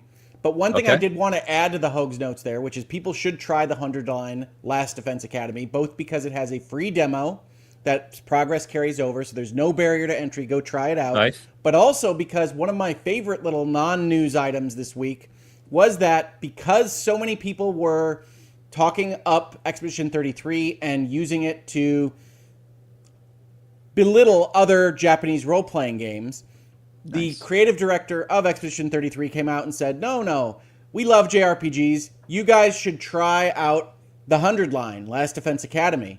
And I love that. Last Defense Academy's social media account then said, well, if you're done with school, you guys should go on an expedition and try Expedition 33. I always love to see developers doing that kind of thing. I did want to add to that conversation, though, that while they are both somewhat role-playing game-esque, the 100 line is a visual novel. It is very anime-based. I would not recommend it to Ains, for instance. And there is going to be a certain amount of culture shock if you say, hey, I love JRPGs now because I played Expedition 33. I would caution that doesn't mean that you'll necessarily love the 100 line Last Defense Academy. But if you like strategy role-playing at all, if you like visual novels and crazy trapped in a school setups like Danganronpa or 999, Zero Escape, etc., this combination of those categories is one of the best I've ever seen. And the 100 line Last Defense Academy is one of my favorite games of the year. Highly recommend it. Haven't gotten far enough in it story-wise to kind of speak on it at length, but I do recommend checking it out. And like I said, there's a free demo. Go get the free demo. The demo is so long, we never found out where the ending was. We had it for 2 weeks before the game actually released. We then moved over to the game on release, and we never found out where the end of the demo is. If you can find out, let me know. But check out that game as recommended to you by Expedition 33, the best game in ever, apparently. Oh, yeah. So check that out. The other thing I wanted to make a call out to is that I've been playing a lot of the Days Gone remastered. I will continue to stand up for Days Gone. It's one of my favorite of Sony's games of the last couple of years. I love that game, and the remaster is nice. It's mostly about lighting, but it's a nice remaster for the PlayStation 5. Highly recommend if you're at all interested in zombie apocalypses but are a little bit over The Last of Us at this point, that Days Gone is an excellent place to spend your time. I'm done. You're good. I would disagree with your last point, but you're good. That's also about. Yeah, it's not great. It's not great. 100 line. That's awesome though, Hogue. Glad it's so good. I did see that commentary as well because I think I shared it in our chat, the three of us too, about the developer sharing. That's always cool to see that kind of stuff. So, and I'm really just happy for Sandfall Interactive. Right, we talk about it a lot here in the sense of these guys had a vision of the game they wanted to create. They were at Ubisoft. We talked about it. A lot of the leadership over there at Sandfall, and they went off, started up their studio, and made what, generally speaking, is a fantastic video game. So, good stuff. Joe, our PlayStation's Mr. Badbit, our PS Trophy Room host, says Days Gone is a game. That's for sure. Days Gone is great, and I could not recommend it to more people. Yes. Are you being serious, or are you messing with us? No, I can show you the tweet when I finished Days Gone. Opinion many times. I knew you liked it. I didn't think you liked it that much. Days Gone is great. No, absolutely. Some of the worst writing in games. Absolutely not. But you haven't finished Expedition 33 yet, so give it a shot. I mean, like the level design, the things you do, the repetitiveness. Like, there's so many things wrong with that game. But anyway, all right, that's fine. In my opinion, anyway, as we always say. We don't have to do that. We're not going to start it now. These are all our opinions. Travis, you got anything, man? Yeah. What did I play? I played Sunderfolk yesterday. You guys play Sunderfolk? I have heard that's like ringing a bell, but I can't. I would love to try that, but I don't feel like I could get enough people to the table, as it were. You only need 4 folks. You got enough of those in your house. No, my family is not that responsive to that request. Yeah, so it's a board game. Hold on, what? No, it's a board game in video game form. It is a video. It's like a tabletop RPG as a video game, and basically everybody plays the game on their cell phones. So it's sort of got like that party game feel. But you're playing it like I own it on Xbox, and you just control your character with your phone. It's sort of like Jackbox Party Pack, right? But it is a kind of a hidden gem. It's very cool. We had some people over yesterday for actual tabletop RPGs, and then when we were finished with that, we switched over to a digital version by playing that. Played it for a couple hours, had a good old time. It's a very interesting, unique idea for a game, and I think we'll probably play it again. What else did I play? Kazan, still working my way through that. Great game. Lunar. It's a longer. I mean, we talked about this a few weeks ago, but that's a long game because after we last talked longer than I thought it was because I'm still not done with that damn game. Keeps going and you're further than me. Like I kept playing it and I beat several more bosses, more regions, side quests, all that stuff, and I'm still like, holy crap, this is just going. I got past the Yeti. Did I say that? Got past the Yeti. Fantastic. There we go. I want to see if eventually, after buying the game, by the way, if eventually ever you beat the demo content. Yep. That's a good goal. Having spent the money. I told you just to play the demo, and you're like, yeah, I went and bought it. And I'm like, but you haven't even beaten the demo content yet. I will grant that you told me not to buy it, but here I am. I have beaten the Yeti. He doesn't listen to our advice, man. Have you gone back to it at all? Not like. Well, since Expedition 33 came out, that was really the focus of my game time for the most part. Sure. So I will go back to it, but I have not. How come you didn't put 159 hours into Oblivion, though? No, I have not. Interesting. I'm not getting your hour counts in any respect, Travis, on any game. Okay. I'd like to see if you can make it past the second level. Disagrees. You got Thank you, Ains. I'd like to think you believe serious. That was genuine. Like I want to see it because that second boss is considered kind of a skill check. He's a pain for some, and it'd be cool if you got past him and checked out the bigger full game. Yeah. Anyway, Kazan is a very long game, and I'm It's a good game. very far into it, and I feel like I'm getting close to the end. But great game. I still have Kingdom Come Deliverance, Split Fiction, South of Midnight, which my progress there is slow but happening. And then also, I just recently started my next review, which is Palia. If you guys remember that big expansion. Cozy MMO, it's getting a new expansion. This is actually a game I checked out at GDC and ended up not publishing anything about it because we wanted to do a review of it instead. It's coming to Xbox and PlayStation along with this new expansion, so it's kind of like they're going to be on all the platforms that they're going to be on after this, which is interesting. And I think it's a good time to review it. With the exception of Switch 2, right? I mean, like, they're going to be on Switch 2. Yeah, they're already on the Switch, so they're moving to Switch 2. But I think that's sort of I'm not counting like next generation consoles, but like the actual. This will be them on like every. I don't think Kogue was either. I was gonna say, kind of you to consider the Switch 2 next generation console. Sure, yeah, fair enough.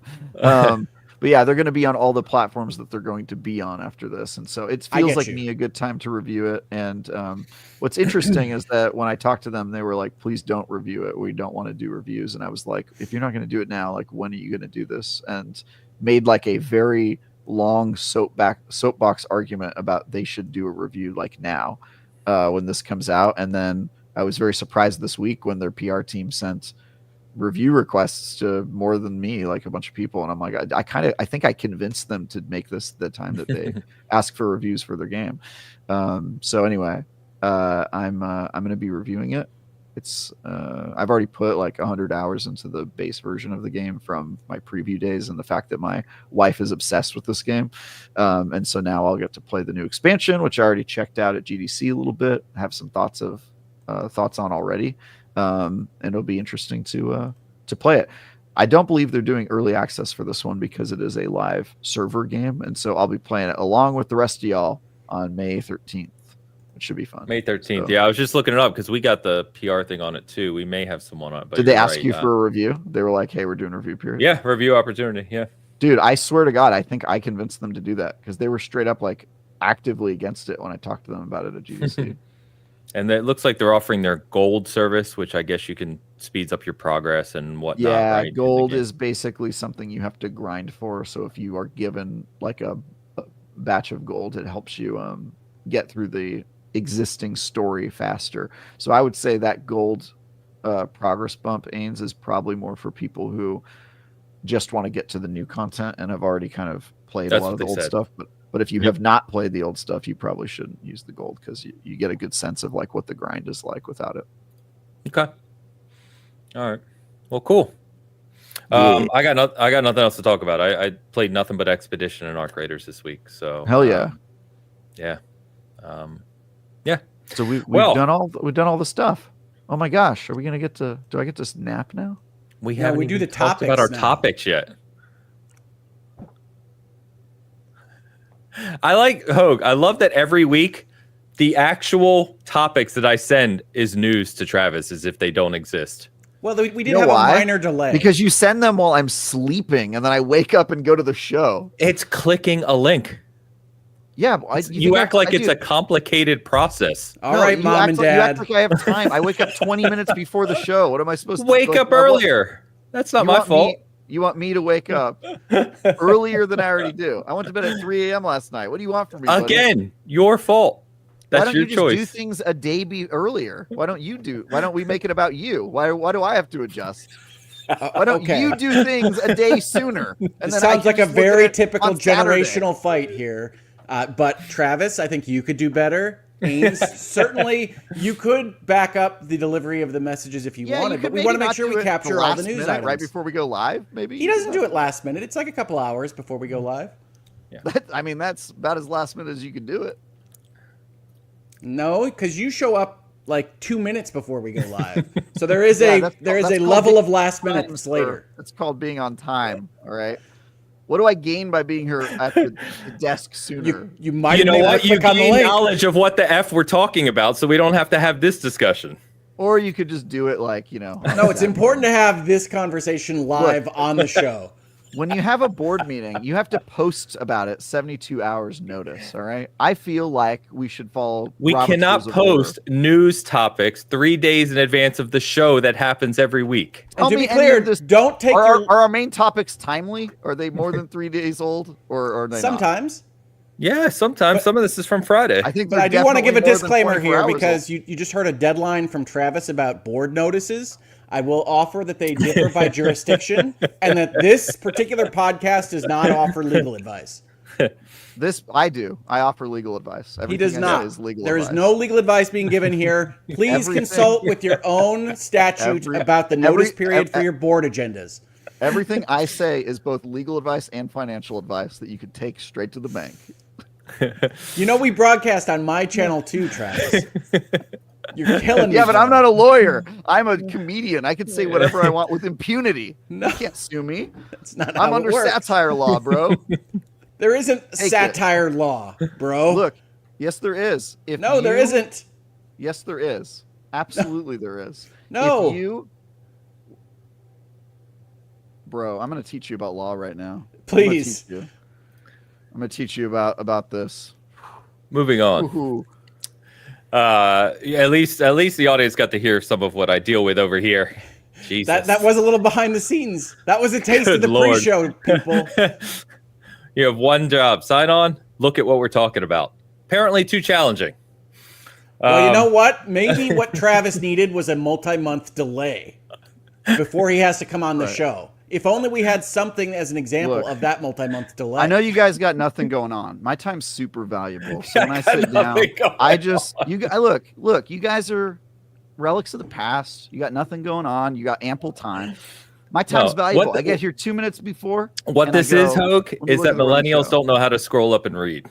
That's the No, problem. we know how to See? scroll up and read. We That's just what's don't. happening. We got shit going on. That's the thing. Y'all They're are, too busy doom scrolling Sabrina Carpenter clips. I understand, Baines. Is that what you think I'm Exactly. doing? I'm working, bro. I'm fucking hustling, homie. I'm hustling. All right, I don't have time hold for your on. shit. Okay, again, broadcasting on my channel, Travis. Take it down one notch for me. Let's get it back to prime time broadcast television language. On it. Grand Theft Auto 6. That's what we'll talk about. That's nice and calm as always, right? It is calm. No news here because we were all betting on the Bitcast that this game was definitely coming out this year, right? That's right.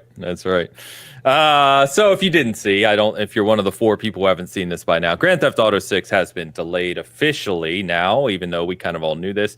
It has a now target date of May 26th of next year. So about a year out, still a little more than a year out. I guess the next question, boys, do they hit this date?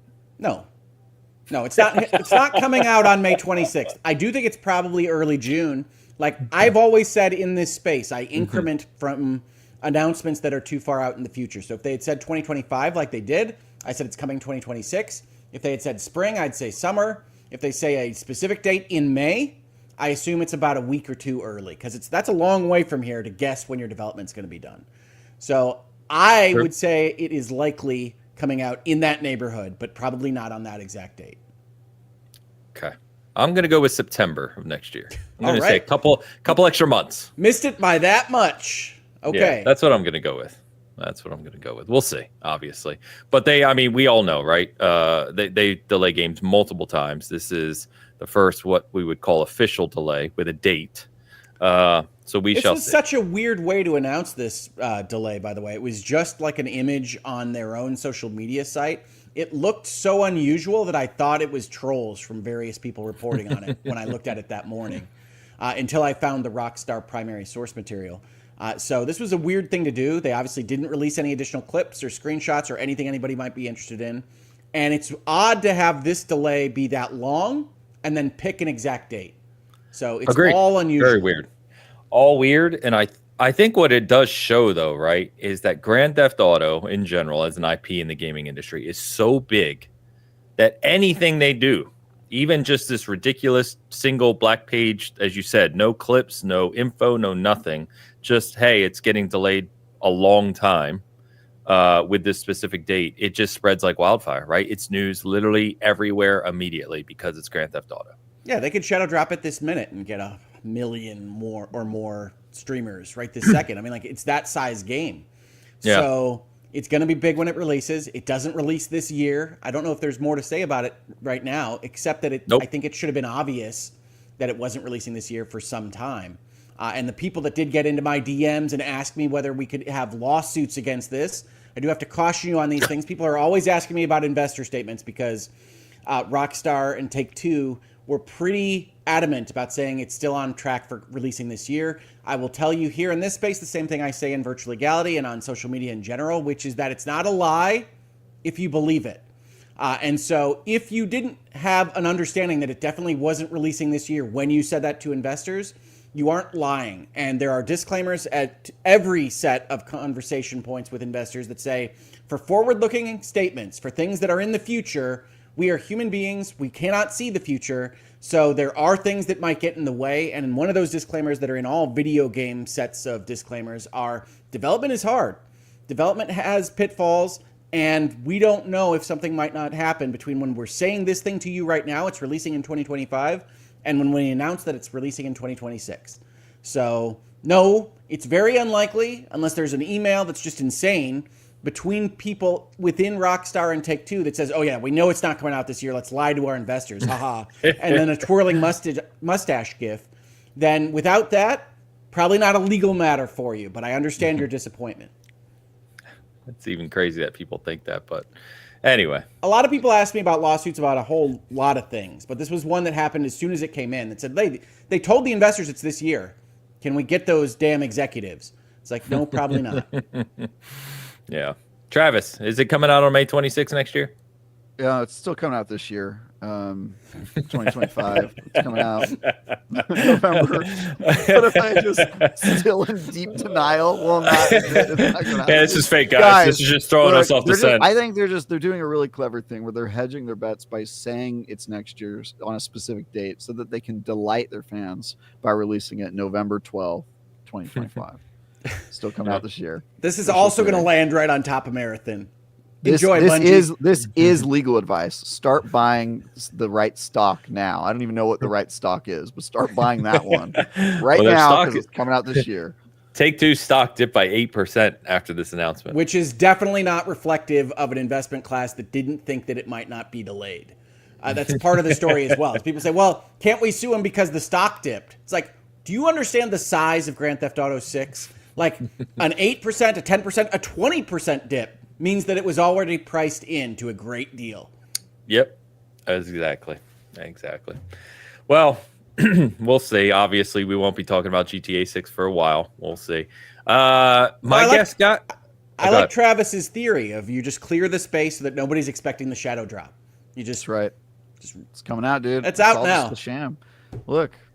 That would actually be kind of funny. I would. Oh, that would be hilarious. Everybody's like clearing May from their calendars. All right, nobody released anything near May, and then you're just like, actually, I'm feeling like I'm going to put it. Yeah, no, you just create an enemies list at Rockstar. It's like, who do we want to drop this on? Yeah. I know who will drop it on. We'll wait till they do another Horizon Zero Dawn. Thank you. I was waiting. Find Gorilla. Horizon Zero Dawn. Boom. They're gonna drop it right on Benzi's game. Isn't his this summer? Yeah. His is next month. Mind's Eye, which still looks bad, but I hope it's great. I agree with you. I watched that trailer. It did absolutely nothing for me. Oh no, it looks like the offshoot discount brand of a Watch Dogs game. I said Just Cause, but I'm with you. Yes. Yeah. Mind's Eye, a narrative-driven single-player action-adventure thriller. I hope it's great. I hope I'm completely wrong. It does not. It does not present well right now. Yeah. I've never heard of this game, which probably isn't a good sign. Well, he went off and did his studio a few years back, right? And this is the game they've been working on. You can see some of the GTA DNA, but it just doesn't look interesting to me. I guess we'll see. So, what we did get this week, which we rarely get in this industry, is announcement from Take-Two and Gearbox that Borderlands 4 is releasing earlier than originally anticipated, 2 weeks up to September 12th. And we got a 20-minute state of play. I guess PlayStation has the marketing rights, right? In terms of Borderlands 4. So we got a 20-minute look from the team at Gearbox on all of the aspects of Borderlands 4. Now, if I recall correctly, I know Travis and I are big Borderlands fans. You're not a big Borderlands fan, Hogue, right? I would not describe myself as a big Borderlands fan, but I have played it a good amount. This state of play is one of the few that I was bored enough by that I actually cut it off in the middle. So wow, that's my review here, just because I didn't think they were saying much of interest. It's clear to me that they do see Destiny as essentially a wounded animal in the forest, and they can take Borderlands and make it a little bit more Destiny-like. But overall, I thought this state of play was the most bored I have been at any of these. But I mean, I think that's representative of you not really being a Borderlands fan. Yeah, but there's a lot of things I'm not a fan of that you can still entertain me for a 20-minute state of play. Fair. This one just didn't work. I think, I can kind of see that because it definitely felt like it was aimed at the people who are invested in Borderlands and know where they went wrong with Borderlands 3. It felt like they were kind of showing, hey, we heard you. Here's what Borderlands 4 is. So as an example, right? One of the things that Randy Pitchford, does he get weirder every time he's on screen? Yes. So this is another comment. Yes, he does. But also, This is one of my personal things that I have an issue with, which is the CEO that believes they are the star of the show and will put themselves in the commercial for whatever their product is, or put themselves before you get to see the movie at their movie theater. Like this kind of approach I always dislike. And him like being Kojima. The voice, I get it.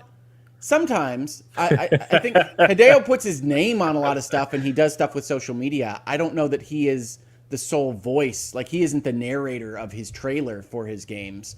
And so this is a step beyond that. Like when you get that and he's the first face you see as the part of the state of play and then his voice is the one doing the narration for the gameplay elements. I do think that takes you out of it for a beat. Agree. And so that was another aspect of it that I was not a big fan of. Yeah, so that aside, right? One of the things he was clear to say is that this one is more grounded. If you know Borderlands 3, right, the writing and the villains and everything were really kind of despised by the community, especially after Handsome Jack, right? Which is why they kind of tried to go back to Handsome Jack in the expansions. But anyway, I think what for the people I talk to that are really Borderlands fans, I've watched this. I actually watched it twice now. Jokes aside, Hogue, I've watched this twice. No good. But the reason being is that, big Borderlands fan, have been since the beginning, and I love these games. It's big in my family, too. My sons really love Borderlands, and it was a family game at one point in time, so there's some nostalgia there. But I think what I really like about this one is what I really wanted to see was big, large, almost open world regions where you can just go and shoot and loot, right? Without really any loading screens or kind of jumping to every section individually. They've done that. They said it's more grounded, but it has the more modernized gameplay. So the gameplay in 3 was really good. It was kind of the everything around it that was kind of weird. So it looks almost like a perfect combination of what Borderlands fans want between 2 and 3 mixed together, which is kind of what we want. And then the loot system's really cool too. So the way they described it is they've always had these manufacturers' guns, and you have the rarity and all that, right? But in this one, as the guns get more rare, they can actually have parts on them from multiple manufacturers. And so when you start to think about the Borderlands formula of the gazillion guns, right, and all this stuff, but when you start to think about, well, it could have this thing which gives it a reload, and this thing which gives it a crit hit, and this thing which gives it better accuracy, and finding those as part of your loot process, for someone like me who adores loot games, is very, very exciting. So I'm pumped for it, and I think that the guys I know who play a lot of Borderlands, who I've talked to and watched this, were really excited as well. I've seen a lot of positivity, which is cool. Oh, good. Yeah. Travis, did you get a chance to watch it? Yeah, I probably am going to be reviewing this game, especially now that it's not releasing on the same day as Marathon. Which is great. But, I'm one of those guys who loved Borderlands and then watched them fall way, way behind in the genre that they basically invented. So looter shooters have sort of moved on without Borderlands, especially Borderlands 3. You can kind of see how far that went behind, but then every once in a while you get little signs of life. I like the Tiny Tina game more than I expected to. Yeah, Wonderlands was great. Yeah, Wonderlands was pretty good. So I'm interested in this game. I do feel like they've got a lot of catching up to do. Borderlands feels pretty behind the times. behind the medieval times restaurant. Oh no. What? No. What? I'm just saying they feel a little behind, like they're in medieval times restaurant. Nope. Oh, I'm not. I'm clearly not getting something here. Wait, do you not know this? No, we're not. Folks, if you're interested, look up Randy offline. Pitchford and medieval times. Wait, if you're not interested, let Travis go. We're talking after the show, Ains. I want to be the person to tell you this story. Maybe I just forget it, but I don't. Yeah, I don't know. Anyway, no. But anyway, I'm so excited. But no, I think you're right, Travis. I think Borderlands 1 was kind of took this and created its own thing. Borderlands 2 really did a good job of expanding that and taking it forward. And since that point, they feel like they've kind of floundered a bit. 3 had some good gameplay element progressions, but otherwise it didn't really hit that same mark. So I hope they do that here. It looks like they have better story beats or what they're going for. Anyway, we'll have to see.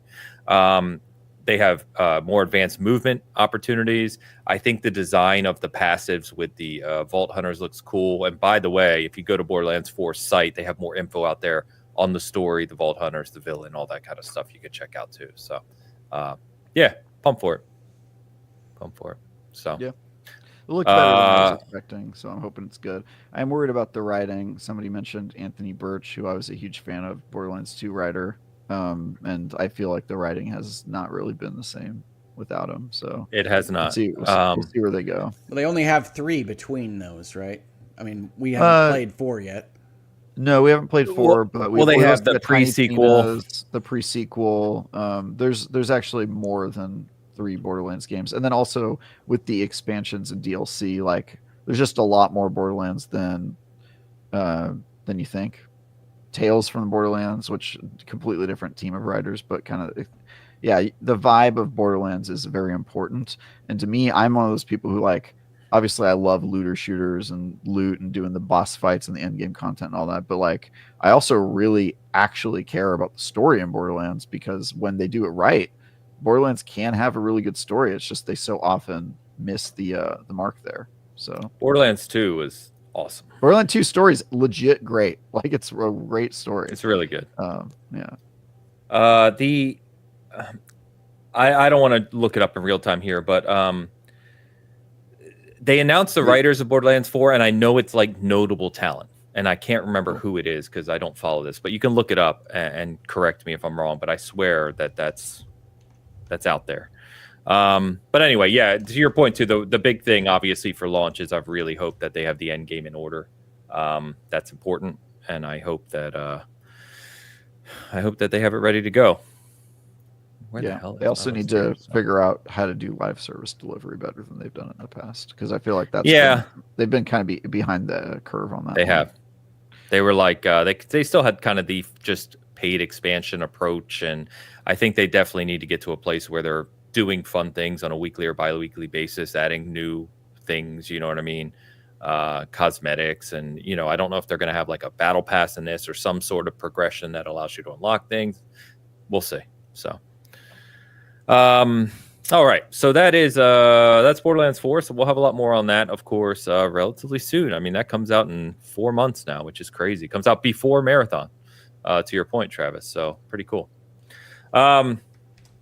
Let's talk about Xbox, boys. Xbox raising some prices this week. So this became big news. I think, and Hogue, you rightly said, we were talking briefly before the show, but you called this out when the PS5 Pro was announced, that a $700 console was already kind of taking us down a road.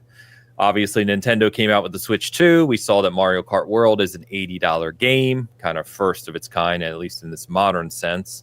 And now Xbox comes out this week and raises prices on actually everything. So if you haven't seen this, I'll actually pull up just the chart. But consoles, accessories, and potentially some games all increasing across the board. So, I'll let you guys kind of rant about this while I pull the sheet up for the audience. Must we rant? Well, no, not rant, but you know what I mean. Give your commentary.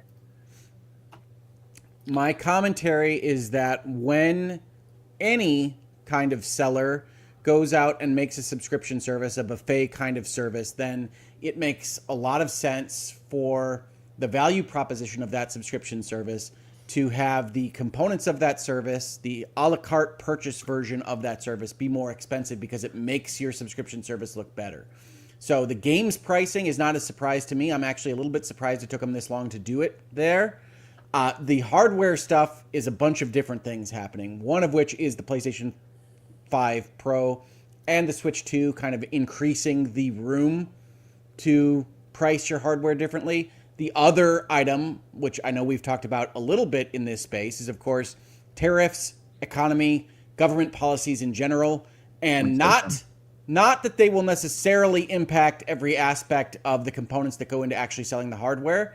They will in part, but also that they present a wonderful scapegoat for anybody that's seeking to avoid negative press over things like raising prices on your favorite plastic box that goes under your TV. So the combination of things here is that Microsoft in their boardroom at Xbox saw that it was a window to do this, saw that they could at least put part of the blame on Nintendo, part of the blame on tariffs and Trump and anything else that you want to blame it on, and also potentially get more money. You combine that with the fact that they don't actually care about selling boxes as much as they used to, and so their market clearing price naturally goes up from there. So I think overall, from a corporate business perspective, this makes a lot of sense. I understand how these conversations might have gone. I do think that gaming in general is likely pricing out a higher percentage of the potential marketplace than it used to, and I don't see leisure pursuits like video gaming winning over difficulties in paying for things like food, shelter, and transportation in the short to medium term. So I think this is dangerous for gaming. I do think that the people at the heads of these studios could be heading to a bad place for games overall. I don't think we're looking at a 1980s crash or anything like that, but I do think we're going to see a pretty big correction/contraction. And so this can make sense from a corporate lawyer's point of view. From a consumer's point of view, I think it sucks. Yeah.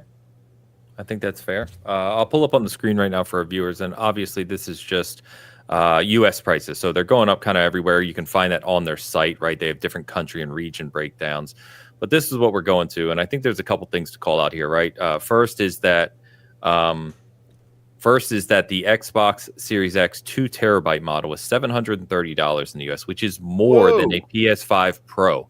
And reminder, the PS5 Pro comes with a 2 terabyte hard drive.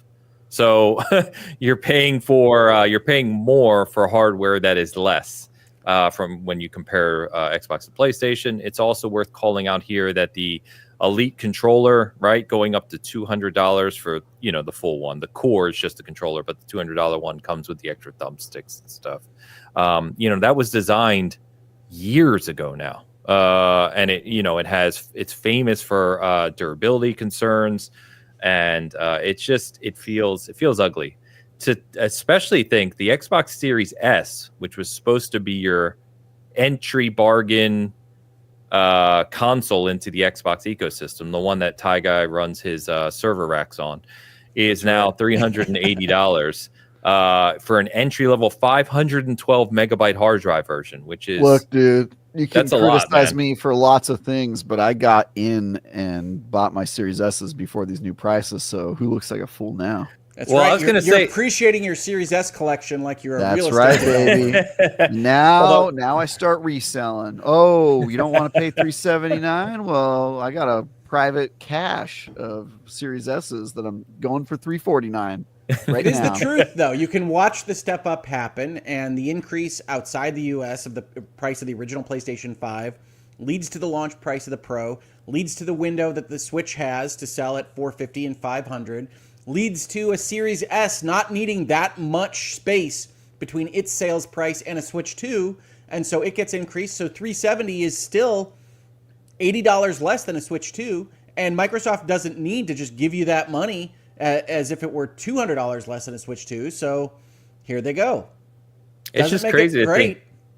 No, like last year I bought a Series S with the Rocket League bundle. It's like a $20 bundle, like in Fortnite. It had that little bundle thing they did. Yeah. Bought that for $180 with that additional content. And to think that it's $380 now, and again, we are four. It's not on sale though. It'll I know, but $2.99. Yeah. But we are 5 years, almost 5 years, right? About to be 5 years into the lifespan of the Series X, and it's going up in price.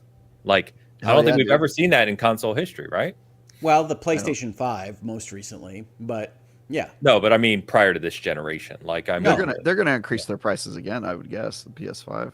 Well, the next announcement you'll get from Xbox, because the reason that game's price went up is not tariffs or anything else. It's because they're adding the concept of value to Game Pass is that the Game Pass price will have a step up.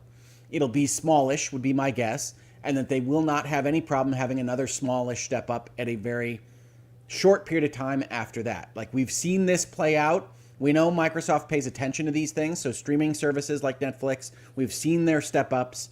I would expect a Game Pass step up very shortly after this list goes out. Even after they went to $20 a month late last year, you think? Oh yeah, no, absolutely. That was the first. That is the move. Step ups. They do it like $1 at a time every. Yeah, I'm not disagreeing. I'm just providing context. No, I would be willing to bet that it'll be $25 very soon. Yeah. I don't know, man. Gaming's getting a little crazy right now. We're all making more money though, right? Like, it's just that's just you, Travis. It's just you. The cost. We're all making more money. The wages are rising faster than inflation. Yada yada. It's all just Everyone's rich. You just everyone's rich. No one has any problems, and I think that's clear if you've ever spoken to humans, like I have. Like I said, I think this is at a macro level across the industry risky. I think that people do have to pay for food and shelter before they pay for their Xbox. But I think not me. I do Xbox first. I figure out if I'm going to eat later. I think that when you are in those meetings and you're deciding what to charge, and you see things like this conversation about tariffs and the economy out there, then you say, well, we can maybe do this and not take the full brunt of the heat of this choice that we're making. Because folks that want to give Microsoft heat on this, they deserve it. They do. This is in large part motivated by, well, we can. Or if you want to be a little bit more negative about it, greed. But that's how businesses work. They are not in a charity operation. They are trying to get as much money out of you as they can for what they are selling you. And that's what's happening here. I do not love it. I wish it were not the case. But that's what happened with the PlayStation 5 Pro and the Switch 2. If you really want to cry, think about what the next generation might cost. Hell yeah.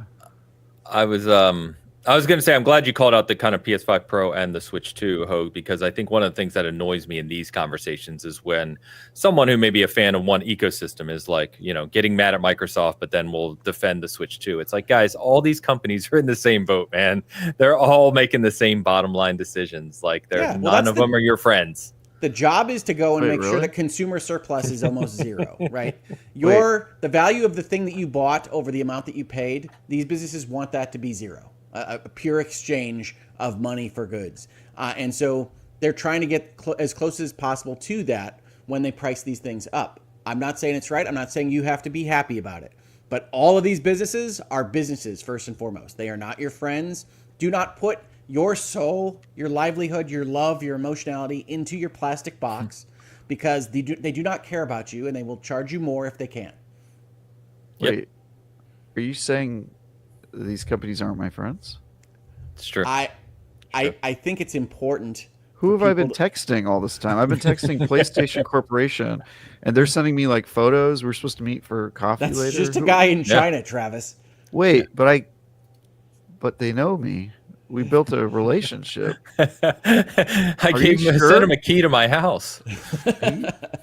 Are you sure they're not my friends? They turned on you when you decided you didn't like Days Gone. But I lost. No, PlayStation decided they didn't like Days Gone. They did. They hurt Ben badly. Yeah, they did. But look, that's one of the first videos I ever did in Virtual Reality. Is like, look. When they say these things about whatever social issue you're interested in, whenever they do anything else, they aren't sociopaths. They aren't individuals. They are bags of money that people have put into one location in order to make things and hopefully make that bag of money grow. But they do not care about you as a person. It's great that if they provide you a service or piece of hardware that you love it, that it's in your life and it's in your world. But as an institution, they don't care about you. And so Microsoft doesn't care about you. Phil Spencer, even though he's a person, we think, doesn't care about you. Sony doesn't care about you. Nintendo doesn't care about you. I can confirm that Phil is a person. Yes. You met him? I've met him many times, yes. So you're saying you have a personal relationship with him, so maybe friendship can exist. He's my friend. These prices don't apply to me, by the way. Thank you. Okay. Oh, yeah? You get like one of those gold passes you can hold up and be like, oh, no, friend of Phil. That'll be $150.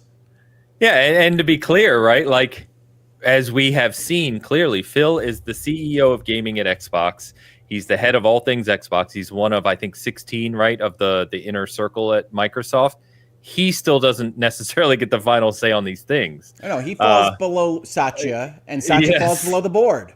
Correct. Exactly right. The board. So, the board. Why when I hear the board, I always think about like a villain in a sci-fi movie. Because of control and like the things that make the board into a lot of them are kind of villainous. Sure are. I think people would be surprised at just how not serious a lot of board members are in major That's also true. Yeah. That's also true. Yeah. They're just people trying to make a buck. I can respect that. Yeah, that's all they're trying to do. That's for sure. Trying to make a buck. That's me. I'm trying to make a buck too. That's why I don't have time to read your damn run of show notes. Apparently, you're busy with board meetings. Trying to make money, dude. I'm out here hustling, homie. I think people would actually be a little bit frightened about how non-serious board meetings are of millions and billions of dollars on the line. He's not wrong. Yeah, he's very right. I wrote a sitcom about it once. We talk about that later. Okay. Yeah. I want to shout out Nathaniel Meyer, who gifted 5 memberships over at the Hogue Law side of the house. Thank you very much, Nathaniel. Good stuff. Love to see that. All right, boys. You wanted to quickly just mention this one, or we wanted to mention this, but Hogue, you're probably the easiest to mention the nuance of this one is Apple versus Epic. So there was some news this week. It got posted on our Discord. You quickly touched on it.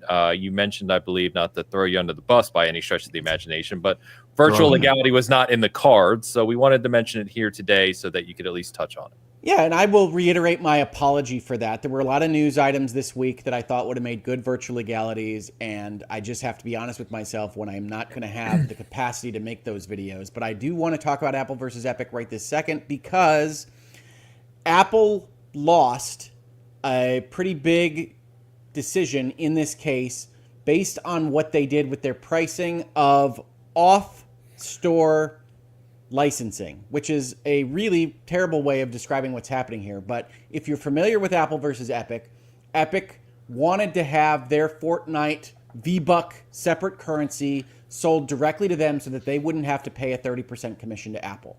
So they challenged Apple by putting this directly on their store. Apple said, you're in violation of our contract. They took Fortnite off. That's why you can't play Fortnite on your iPhone right now.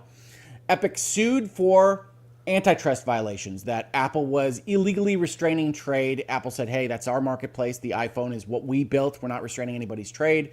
For the most part, the court agreed with Apple there, which is what I said in virtual legality before the decision came down.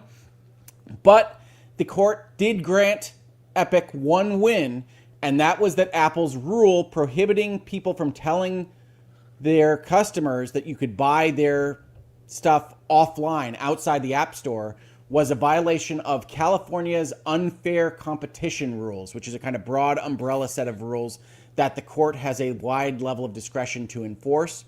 Apple said, okay, fine, we're going to abide by the court's order. But if you go off our store and you buy your currency from somewhere else, we are still going to charge our 30% commission on that sale because you only found out about it because you were first in our store. The court got really mad at this, even though they didn't bar Apple from doing that. This was actually what I said would happen when the court made its narrow decision in the first instance. But in getting mad at them, the one thing I said on social media is don't piss off a federal judge. The judge felt that Apple was playing games with this and said, no, you absolutely cannot do that, and said we might have to recommend this for a criminal disposition by the Department of Justice and all these other kinds of things. It was, you talk about unhinged in this space, it was the unhinged version of a commentary from a federal judge. But again, folks, don't take legal advice from this podcast, but if I can just give you practical advice, don't piss off a federal judge.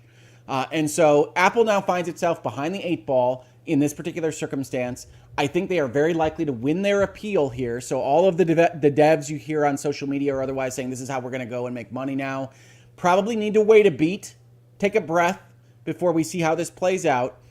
But for right this second, Tim Sweeney, on the very narrow decision that he won in Apple versus Epic, because the court got mad at Apple for how they decided to abide by this court order and says in their opinion that Apple was not abiding by the court order, which I disagree with and I think literally is untrue, has a victory as it stands right this second.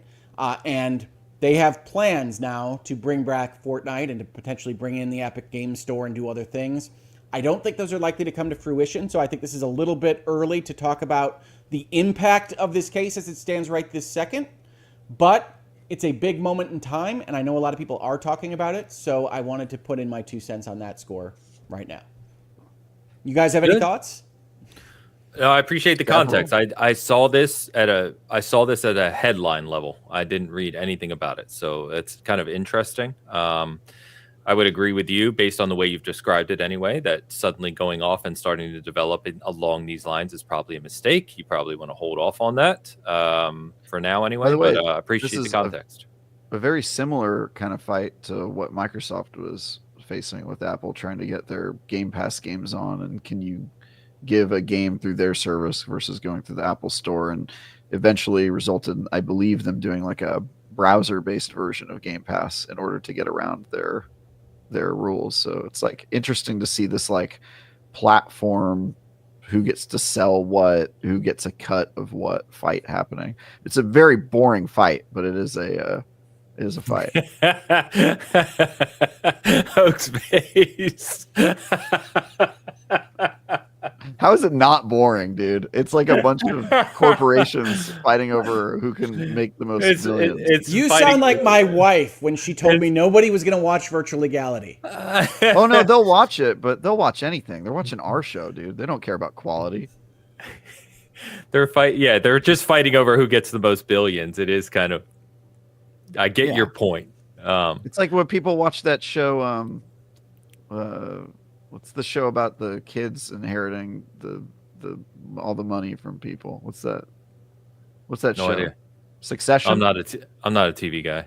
Yeah, Succession. It's like that. People find that show very interesting. I'm sure it is, but I'm just like, I just can't care about any of these characters. What am I going to care about? Years old show as an example. I don't even know what it is. Succession? That's not. I mean, that's not that irrelevant. It was like, didn't it just have a recent season like not that long ago? The last season of Succession was at least a couple of years ago. I don't know. But anyway, I appreciate the context, Oak. So I think that's good. I think that if I'm correct, I don't see a lot of this nonsense nowadays, but I would assume there were a lot of opinions and thoughts around what this is going to mean from people who may not really have understood the details. Well, and the reporting on it is very definitive because it was a very angrily written opinion against Apple. And having read a lot of opinions, you can see that the judge clearly thinks that Apple was playing games.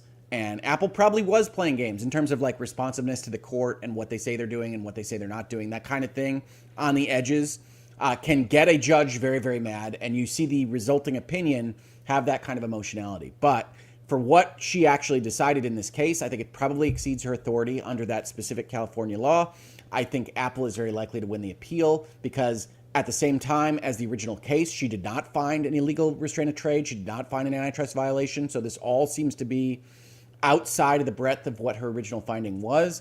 And you can't retry things at the appeal level like Epic was seemingly trying to do in this particular case. So my guess is that Apple wins on appeal. But as we like to say in the legal commentary community, appeals are for losers. Apple has already lost an important piece of its ground based on this opinion. And that is worth mentioning right now, even if I think it's mostly going to be rolled back. Are there standardized, so, sadly being a little familiar with the court system, are there standardized appeal timelines in a case like this? Not standardized, no. So this is a California case. It's going to go through the Ninth Circuit. The Ninth Circuit is the busiest circuit in the country. And that means you're looking at probably like a year or more would be my guess.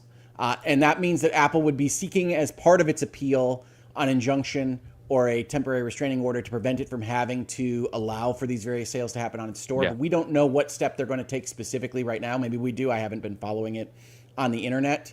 But it's going to look something like that. They're going to have some early motions on that. And then the appeal overall won't be definitively heard for a long, long time. Yeah. Okay. All right. Well, appreciate it. See what happens there. It is interesting in the gaming sense, to your point, around accessibility across platforms. So yeah, it is. And this argument, the reason I picked it up in virtual legality in the first instance is because the arguments Epic was making against Apple, even though they didn't want to bring them against the platform holders about their rules in running their own stores, could apply to Microsoft and Sony and Nintendo as well. Right. And if you make this precedent, and Epic also, their own game store. Yes, their own game store, but they don't have the hardware to go with it, so it's not that kind of bifurcated argument. In this particular case, if Epic were to win on the totality of their argument that running a store with your own platform rules is an antitrust violation, then the entire console space has a big problem. Now, again, Epic only won the most narrow possible win that they could in the Apple versus Epic case in the first instance, so the console makers are not as concerned as they might otherwise be. Microsoft has actually testified on behalf of Epic in Apple versus Epic because Microsoft also has designs on breaking open certain doors in the Apple ecosystem. Sure. So it's a weird kind of politics makes strange bedfellows situation.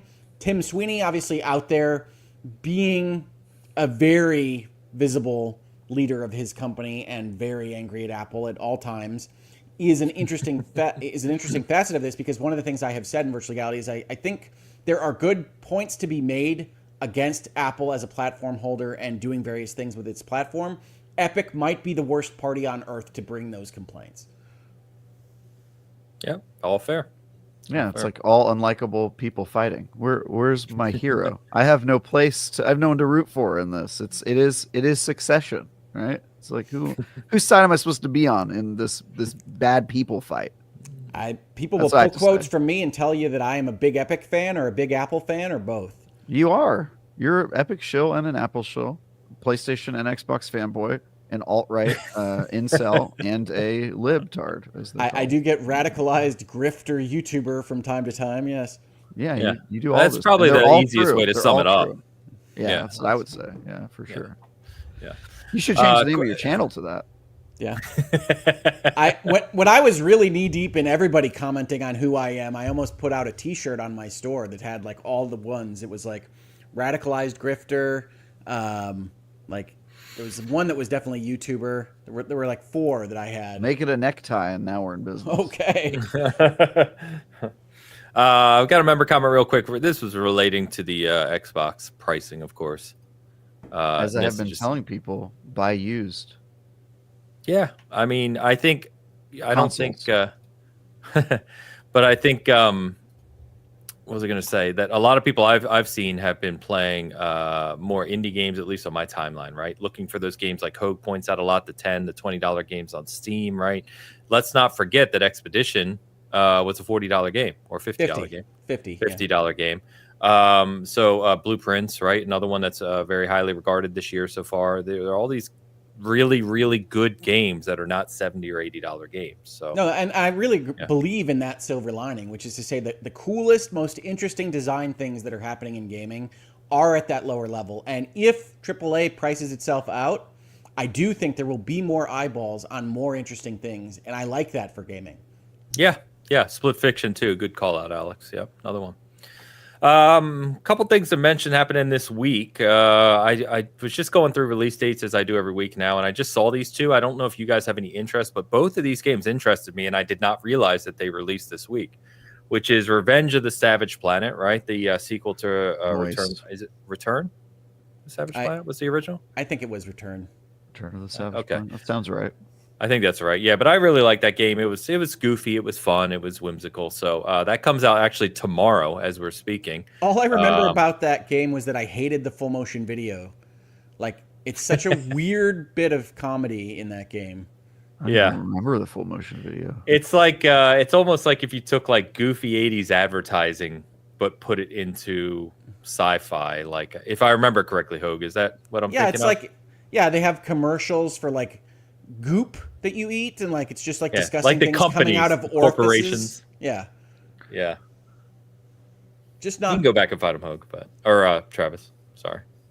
Yeah. It was co-op focused, right? So I'm not. I think you're right. Yes, I think it is co-op. I don't know if there's couch co-op or not, but it is co-op focused. And then little game called The Midnight Walk comes out later this week, which was one that showed up in one of PlayStation's directs, I think, late last year. Just looks interesting. And it's also, which we haven't mentioned probably for good reason in several months, it's also on PSVR 2. So it has PSVR 2 support as well as just normal kind of casual platforming. So those both released this week. So I'll probably be checking those out. And then I just wanted to mention shout out to Kingdom Come Deliverance 2, which we mentioned was probably one of our favorite games of the year. Definitely my favorite game of the year still. Has surpassed 3 million Henrys, as we like to say, and they like to say 3 million Henrys are now out there, but 3 million copies sold. If you haven't already, walk to your local game store and say, show me your wares, and buy Kingdom Come Deliverance 2. Buy a copy of Kingdom Come Deliverance. It is fantastic. Yeah. It is a fantastic game. Show me your wares. I'm not interested in either of those games, I don't think, this week. I am interested in one that you showed me a trailer for earlier this year, Ains, and that is Deliver at All Costs. Yeah, does that come out this week? Not this week. It comes out later in May. It's one of my May releases on my timeline. Alters is also May, right? Alters is June. June. But yes, those are both pretty soon. I think the timers on my board are like the Alters is like 40 some odd days. Deliver at All Costs is 20. So yeah, that game looks hilarious. Like, I'm really excited about that one. I really like how it looks. I am excited about that one. That's later in the month. We'll see how it goes. And you know what's next week? The big release for next week, which I know much of the people I talk to are playing it right now for review, is Doom. Doom is just a week and 2 days away. Yeah, I forgot. Yeah, there are people playing that game right now, huh? Yeah. So Dark Ages is the 15th officially, and they're doing the deluxe edition is 2 days. And I'm like, we're down to 2 days now to pay more for? Like, they do all sorts of those. I've seen 3, 2, 5. Yeah. You guys bored of it anyway, yet? You guys on my train yet? You guys think it's stupid yet? Huh? It's stupid. It is generally stupid. The one thing I do like, just to credit them for the price discussion, is where Xbox, I like that they're doing the little upgrade path that you can do if you're a Game Pass member. So like South of Midnight was $10, which I think was $9 because they give you 10% off of the $10. But you got like the bonuses, you got the soundtrack, you got it to play it early. Like, I'm down with that. I'm okay with that personally. But yeah, you can do the same for Doom, I think. Just don't call it early access, please. It's not. Agreed. You're arguing semantics. No, I'm not. It's way more important than semantics. It's a lie. But anyway, it is a lie. But yeah, Doom. So next time we're back, actually, we will be talking about Doom because before we start to close out here, I want to let the audience know and everyone listening, we will not have a show next week. Next Sunday here in America, anyway, is Mother's Day. And so some of us have mothers.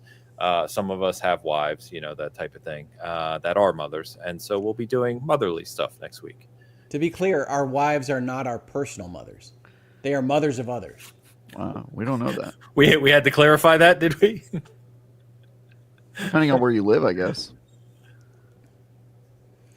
So, yeah, the next time you see us will be a couple of weeks from now. Depending on which state you live in, you might want to put a little disclaimer. I don't know.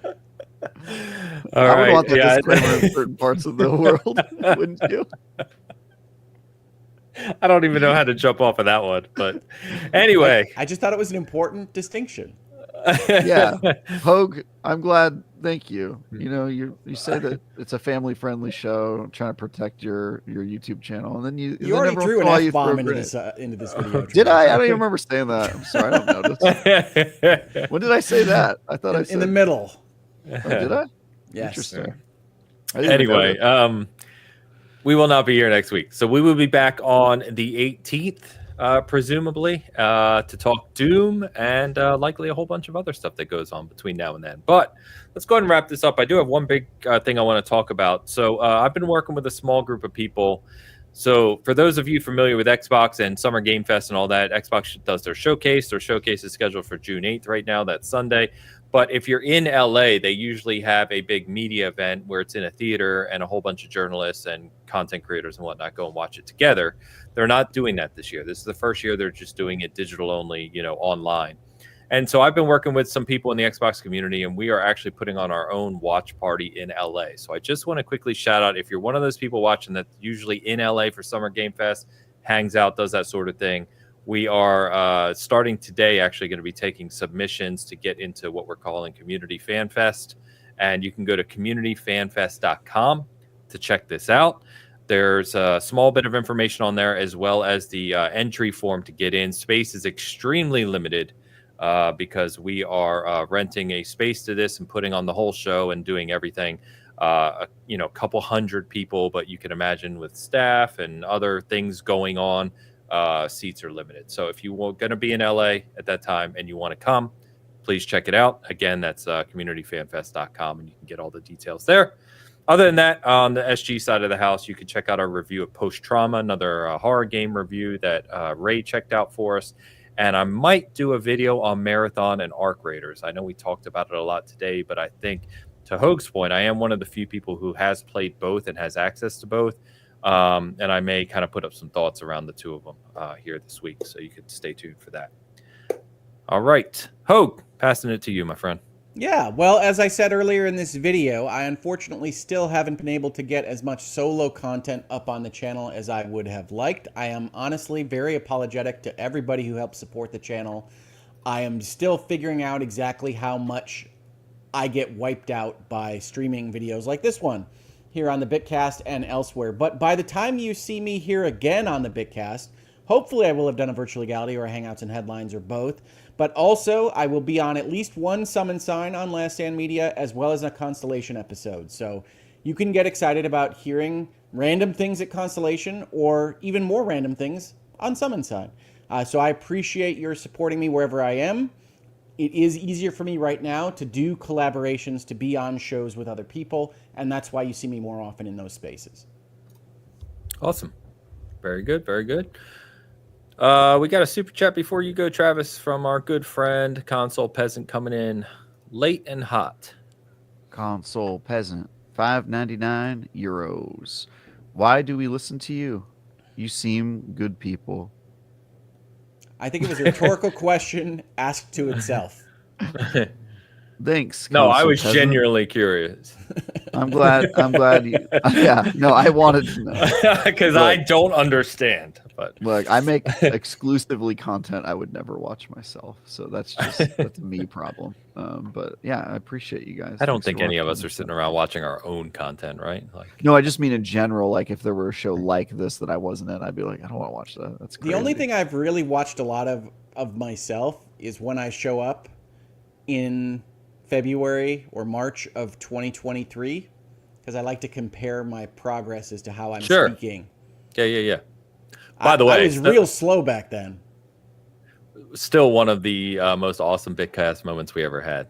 I've actually gone back and watched that clip a few times just because you had host abilities at the time, Hoag. So when you came in, I was the only one that saw you before Travis and Dan, which was just it was fun. That was real fun. I remember the moment where I came into the show on the plane. That was a good one, yeah. Ains's reaction to that always made me laugh. I'm like losing. It's funny when you're the host because you can see him pop in the little window down here, obviously. But yeah, it's a good time. So, Console Peasant, thank you as always. $8 for Wi-Fi on the plane. It's a good time. Appreciate you, Console Peasant. Thank you, Travis. What you got, man? Yeah, what is my most recent review? Oblivion. Yeah, how could I forget? I put 1 million hours in that. You can watch my review of Oblivion. I've also got a bunch of guides for Oblivion. So if you're new to Oblivion or you haven't played it in a while, you should check out our guides on YouTube. I'm very excited about the guide I have going live Monday or Tuesday about Daedric Quest because it's such a stupid video. And other than that, I've got a Palia a review coming up sometime Did we decide soon. It's Palia and not Palia? So the official, the creator of the game, the CEO of the company that made the game, is of the opinion that Palia Palia and Palia are all correct pronunciations, but right. in DNI specifically called it Palia for a long time, and then when we went to the GDC thing, we asked them what they internally call it, and they said that it's pretty unanimously Palia internally. All right. And that seems to be the pronunciation that has caught on with the community as well. And so I am in the process of transitioning from calling it Palia all the time to calling it Palia, since that is what lots of people seem to call it by. So more power to you. No, I want to be where they're at. What do they call it? Me too. Yeah. And I was given a very different answer last time I asked them. It was like, look, we want the community to be able to call it whatever they want, but it seems like a consensus has been built without the studio's kind of directive toward it. And so I'm transitioning to it. But yeah, I'm going to have that review up soon. And then I've got a preview this month that I'll talk about soon. Cool. That's me. All right, chat. Awesome as always. Thank you, everyone, for checking us out. Tickle Google's buttons, of course. Tickle the podcast buttons. Just tickle a lot of buttons. You know, whatever things you feel like tickling, do it. That's how you get to Mother's Day, folks.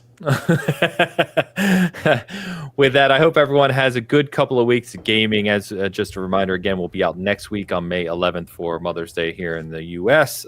We will be back on the 18th with Doom and a whole lot more things to talk about. So have a good couple of weeks, and we will see you then. Peace. Yeah.